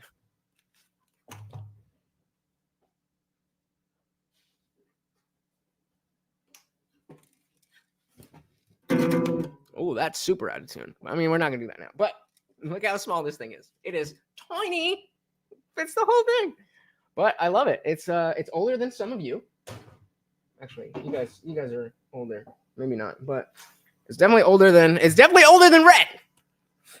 And that's my baby. That's my baby. I had for so long I wanted my favorite guitar, the Gibson SG in cherry red. And my parents didn't. Hey, shout out to Liam F. Underground over on Kick. Welcome to the party. Good to see ya. Welcome. I was just talking about how my half-size guitar I got when I was 5 years old doesn't allow me to do sweep picking. But even my electric guitar, my mom didn't necessarily understand that the Gibson SG and the Epiphone SG are not quite the same thing. I tried to plug in the guitar one time and into my amp, and the wood just folded in. So if somebody wants a Gibson, Epiphone is not the same. Welcome again. Oh, Liam is asking my 3 favorite bands of all time. Ooh, 3 favorite bands of all time. I'd have to go with RX Bandits, Census Fail, and Blink-182 just because of influence. Those 3 bands have influenced the way that I see music in such a way that RX Bandits, Census Fail, Blink-182. Boom. Virgil Kane. So my God, is he the next Stephen Hawking without the cool voice? What? Oh yeah, Blink-182. Leon says underrated. Ooh, what do you guys think? What do you guys think? Agree or disagree? Agree or disagree as we jump back in. Blink-182, underrated? Agree or disagree? Right, Yeah. for those people. So what do you say to somebody like me then? Or I mean, sorry, I'm sitting here, so also me, but yeah, like because there's ways, like I know once right when I weaned off of my medicine, right? I got to talk. I actually didn't talk to my doctor, but I've gotten off so many times over the years. I felt like I knew what I was doing. I did let my close friends know, hey, I'm getting off my medicine. Yeah. Let me know if What anything. were you using at the time? Just Lexapro I've been taking, right? And I Yeah. said, let me know if anything seems strange or whatever, you know. Yeah. But then I Even started more strange than usual. Yeah. Yeah. Dude, if Well, Ferris Mood says fairly rated. I have to agree with that. You know, the early days I was in love with them, but by the time what was it, when it was the album before Tom left, I think it was their self-titled one. I was just like, I was in high school at that point. I was like, this isn't. Take Off Your Pants and Jacket is peak pop punk. There is no pop punk that is better than Take Off Your Pants and Jacket. Look, yeah, we got Theo Von in the building going, wow, that's what he does. That's what he does with our boy, Tony I'm just Robbins. like masturbating at the house, dude. Yeah. That's natural. That's right? normal, dude. Yeah. That's normal behavior. Right. But if I'm pet shopping, you know, then you need to call You know somebody. you're concerned. Call somebody. Yeah. I'm looking at a dog. That's really scary. Can he fetch? Oh, yeah, it's getting weird. But what I'm saying is, yeah, so but I started running, right? I knew I said, That's great. my biggest thing is I don't want to lose this opportunity to see how I'm feeling because I'm not doing my part of taking care of myself. Yeah, And that's right where I am as well. And realizing that taking care of yourself is a something that you have to pay attention to and you have to do consistently. It's something that's, again, very fundamental, very basic, but it's also, hey, we all have blind spots. I have so much respect for you doing that. It's so Right. hard to do, but you did the right thing, which is what I teach. You got to replace it with something. You don't stop doing something, you replace something else, but what you're replacing it with actually changes your biochemistry. Yeah, and I don't want to run, but running now I'm creates that starting high. to freaking like it, dude. Isn't that I cool? met somebody yesterday and we got some damn Brooks shoes together. Well, that's a good first step. Yeah, literally. But you're Yeah. right, but you get No the pun runner's high, intended. and it's a good high for you, and you're making, so it's like, it's not about, That's one. I mean, it's embarrassing. It's embarrassing how long I was out of breath from brushing the snow. We got maybe 2 inches of snow, and it was wet, but I got it while it was still snowing. And so I didn't even need to use a shovel. I just used a broom. But I have a Chrysler 200, a 2015 Chrysler 200. It's a basic 4-door sedan, not a big car, not a lot of snow. First thing I get up, obviously I got to take Morty out, and I need to use my car today. So that's the first thing I'm doing. It was maybe 20 minutes of me like, I'm just cleaning off my car. So I definitely need to do more cardio. It is bad. It is bad. stopping what you're doing. It's about starting something else that's more fulfilling. Like running, what needs does it meet? Does it make you feel comfortable afterwards? You feel certain you're going to feel good when you run? 100%. You have variety when you run? It's like a totally different state? Yeah, sometimes I'll go around the track this way. Sometimes I'll go around the track this way. Right, okay. And do you have sense of significance? Like, shit, I'm really changing. I'm improving. I'm becoming more. Some guy the other day, like this kind of tough guy, was like, man, you've been out there for a while. That's cool. And That you made feel you good. feel good. Yeah. And do you What kind of comment is that? You've been out there for a while. You could be like, oh, you've been out there for a while. That's one thing. But like, huh? Who are you? Who are you? feel more connected to yourself or God when you're running, or the universe or nature or anything like that? Yeah, I feel like I'm able to have some or like my brain will have conversations that maybe I've been meaning to have or whatever. They just kind of show up while I'm running. And do you feel like you're growing by doing this running? Like getting better? Yeah, Yeah, I feel like it's not going to hurt me. That's for sure. Yeah. You know, And there may be some form of contribution that'll come out of it because you feel so much better, you'll be able to give more. So you're meeting at least 4 or 5 of your needs by running. Yeah. Versus the drugs made you feel certain. Mhm. Did they make you feel variety? Nope. That's the best thing about drugs is that there is a consistency. There's a consistency. I know, especially when you're not dealing with like street level drugs, as I was, into pills as opposed to like heroin or anything. That I know that 30 milligrams of Roxicet is 30 milligrams of Roxicet. I know that if I mix 30 milligrams of Roxicet with 2 milligrams of Xanax and 2 joints, then I'm gonna be feeling good. That's one of the more dangerous aspects of it. Virgil said he should have stayed on the antipsychotics. He said, if I interviewed you, Jesus, I would wear a better wig. Good one. All right. No, that was the biggest problem. That was boring. I don't have any feelings. That's dead. Did they make you feel significant? No. Did they make you feel connected? I mean, psychedelics, yes, but other drugs like that, no. I mean, Coke definitely makes you feel like you're part of the club, but so maybe not the ideal question, but what he's getting to is that do you feel like you have a safety net or of support around you? In the moment, yes, but no. They make you feel like you're growing? No. Contributing to others? Oh no, it's fucking stealing from others. No. So it met one need. But when you get in the habit of it and you're numb, it's hard to shift. Right. So the only reason people shift is they hit a threshold. I'll give you the chemistry of transformation. You see? Yep. Same with me. I hit a threshold where it was a crossroads in my life. The reason I stopped doing drugs was not because of anything, but the fact that I realized I was at the point where, like, okay, I've taken this as far as I can being a functional drug addict. Either I'm going to continue down this road and not, have a job and go to school and, my parents are going to find out. I'm going to be like, well, all that. Or I have to move away from these things. That's the only reason. And it was strong enough in me to not want to be a drug addict long after I already was a drug addict.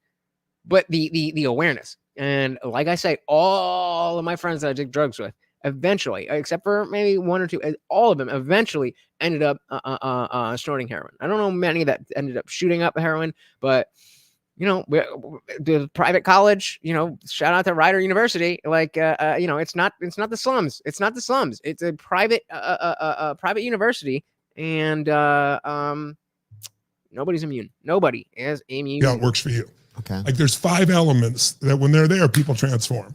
So the first one that usually happens is satiation. Satiation means there's nothing wrong, but you've been doing the same thing over and over and over again. After a while, if your favorite meal was steak and lobster, I would love some steak and lobster right now. And you have it every day, 3 times a day. There's gonna be a point where you go like, there's nothing wrong with steak and lobster, but man, I'm just not satiated. Satiated, right? Oh, okay. He is satiated. I would say that because, interesting. I thought satiated meant like similar to like satisfied. And that you feel satisfied the first time you have the steak and lobster. But the way he's using it is the opposite. Is that like complacent? 3 times a day. There's gonna be a point where you go like, there's nothing wrong with steak and lobster, but man, I'm satiated, right?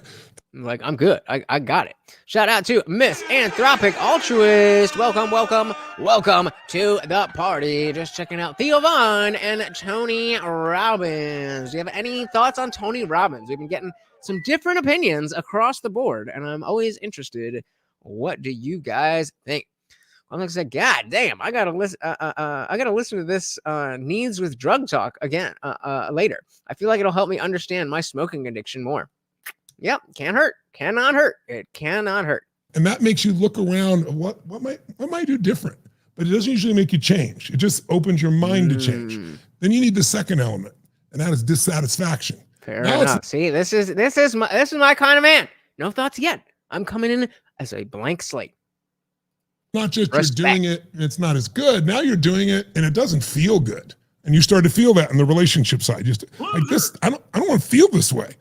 then that's still not enough. That makes you look more for a change. That's the second piece of chemistry. Wow. The third piece of chemistry is now you hit a threshold. Threshold's like, you ever been in a relationship like way too long? You know? Oh, yeah. Yup, Yeah, brother. you knew it I'm was sorry. wrong. I want to apologize too to a couple of women. Yeah. But I you, should've you knew just- it was wrong. You knew it Yeah. wasn't serving them or serving you, but you stayed because it was certain. It was hard to change. Well, what if I'm alone? I was There's all afraid to those- say certain things. Yeah. But if you got to the point where the way you stay is you go, it'll get better. It was better in the past, or you jump to the future and say it's better. But there's a day we hit a threshold, you go, it's been painful in the past. It's painful today. It's going to be painful forever. I'm the F out of here, right? Yup. That's when people start to Yep. change. When you hit a threshold, you get the fourth piece, you get an insight. And the insight is what's really true. And usually figure it out. It's not my partner. It's not my job. It's me. What's going on in me?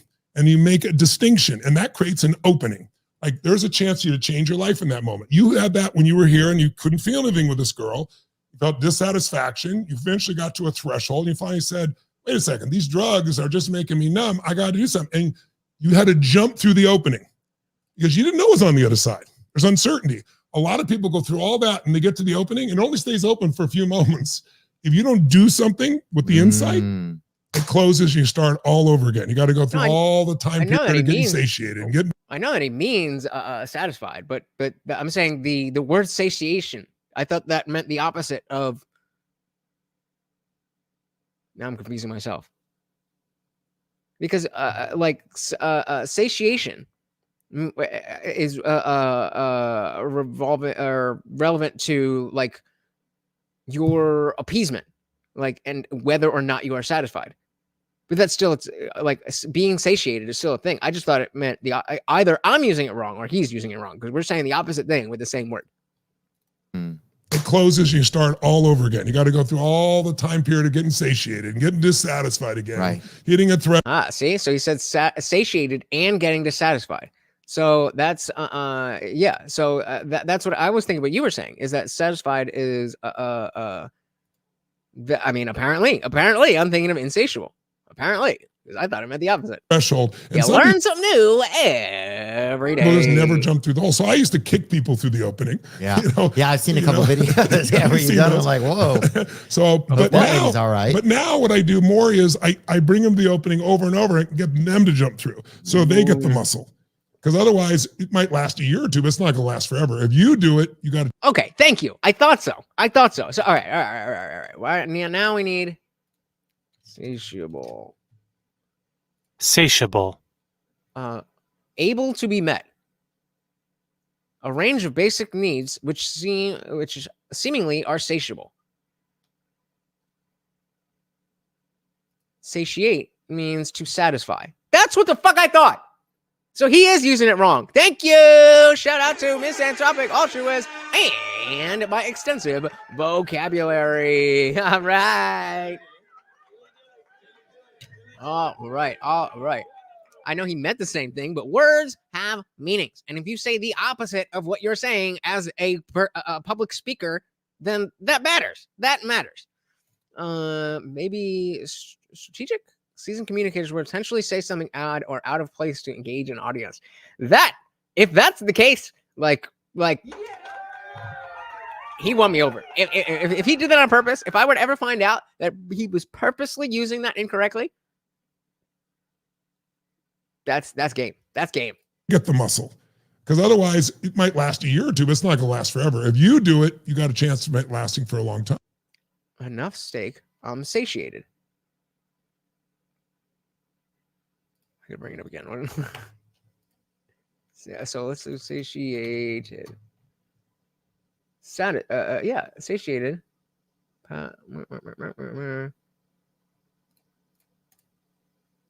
To completely satisfy yourself. Right, exactly. So I am completely satisfied the first time I have steak. But once you give it to me 7 times, I am no longer satisfied. I am no longer satiated. I am insatiated. As Miss Anthropic said, no, I use it properly. Why would you be you wouldn't be completely satisfied with yourself the first time you have steak and lobster, but after 7 years of it straight, then you'd be completely satisfied. Uses it probably aimlessly within a few sentences. I mean, it's not that big of a deal. It's just this is the stuff that you have to pay attention to. It's because then when I'm trying to communicate something about satisfaction in some other area, and I use the word satiable or satiated, and I use it wrong. Well, I mean, I don't know if I'm gonna get this benefit of the doubt. Everyone's gonna be like, "You're a fucking moron." Oh, there we go. Satiation is just that moment before wanting more association. Good one. That's funny. You're good. But yeah, I'm definitely using it right. Otherwise, it might last a year or two, but it's not going to last forever. If you do it, you got a chance to make it lasting for a long time. But you went through that chemistry, but very few people do. Yeah. You got dissatisfied enough. Oh, this motherfucker.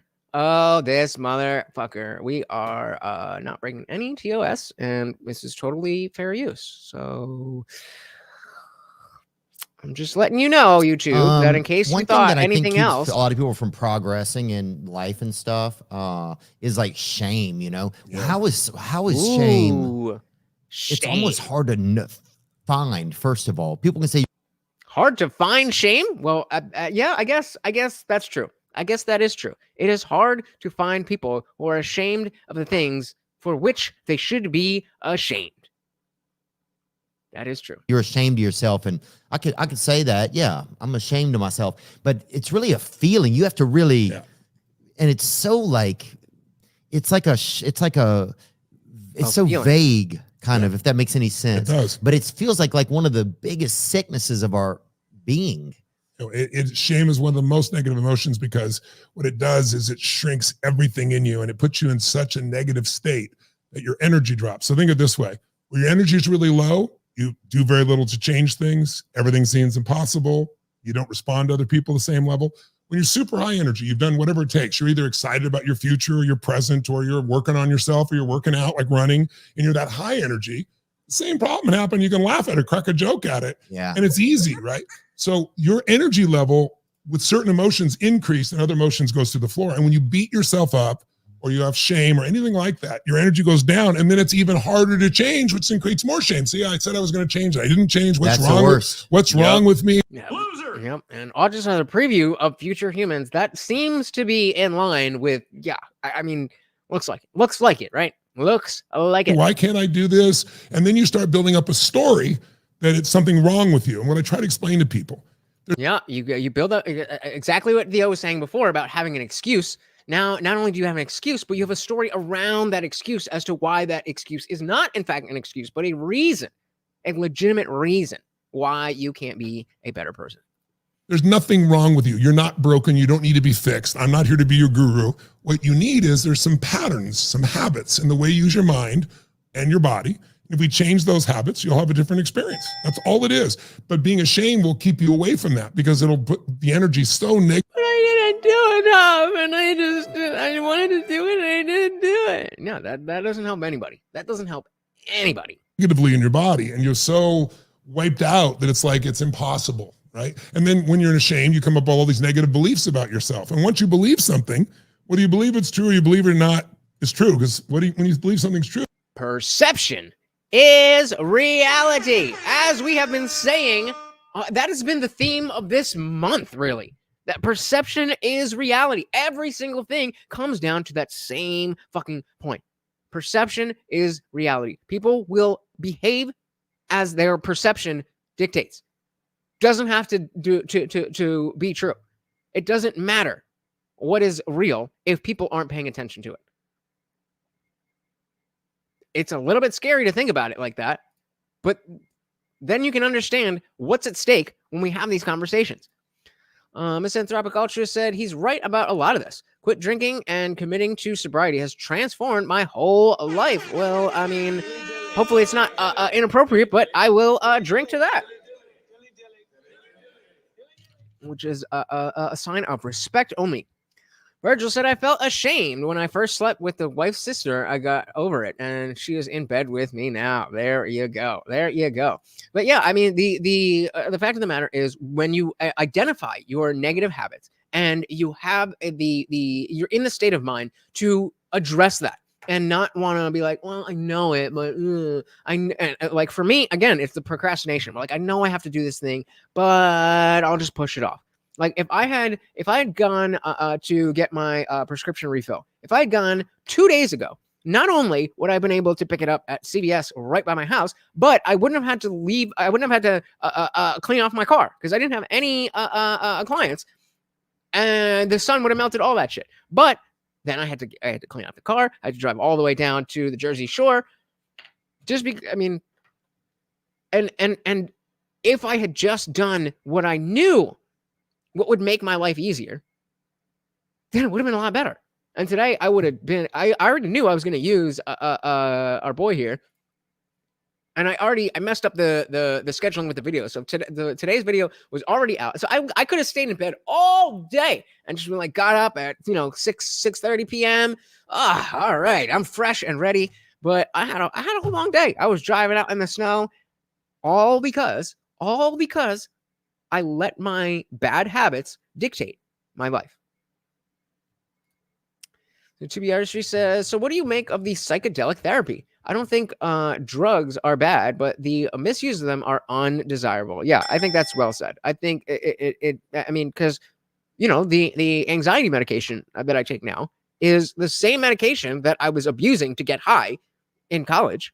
I just don't use it that way now. I use it appropriately. And so I think whether it's psychedelic therapy or if whether it's LSD or psilocybin, or even if you're talking about MDMA, there's a lot of stuff with like PTSD and stuff where these things are being used, not like, oh, I'm going to, go see a bass nectar and roll my face off like that's not the point. And so you use it in a different context. You use it in a different way, and it has very different results. And we've known that these benefits were there. But of course, because of the fact that people were abusing them as opposed to using them, we had a culture of Nancy Reagan. Just say no. Shut up. Golden said, speaking of perception, I still only perceive the hoodie on the chair behind you. Well, that's because Morty's right here, bro. If Morty was there, then it'd be one thing. Right, Morty? Hey. What do you think? I mean, aside from the actual horns, which I'm not going to do because that would be mean, unless we actually do get a super chat. What do you think I would have to do to get his attention? He's just learned to ignore. From the moment I got him, we would hang out, we'd be doing drugs, and we'd be blasting music. So he knows how to ignore whatever's going on. I mean, maybe if I yelled his name, but I don't want to do that. He's so comfortable. But I mean, definitely go check out the rest of that podcast. I think we got only about halfway through, so there's plenty more to see whether you are already a fan or you're kind of skeptical like I was. I think I would say don't do that. Just like I was very skeptical coming into this, I'm a lot more disarmed when it comes to Tony Robbins. That doesn't mean that I'm going to go and, suck him off and watch everything he's ever done and we're like, oh my God, he's amazing. But it's like, okay, I have a better understanding of who this guy is, what his goals are, what his perception is, what he's all about. Same Tropic Ultra said, many pharmaceuticals are hella bad and some street drugs are fine with responsible use. It's a goofy world. Yeah.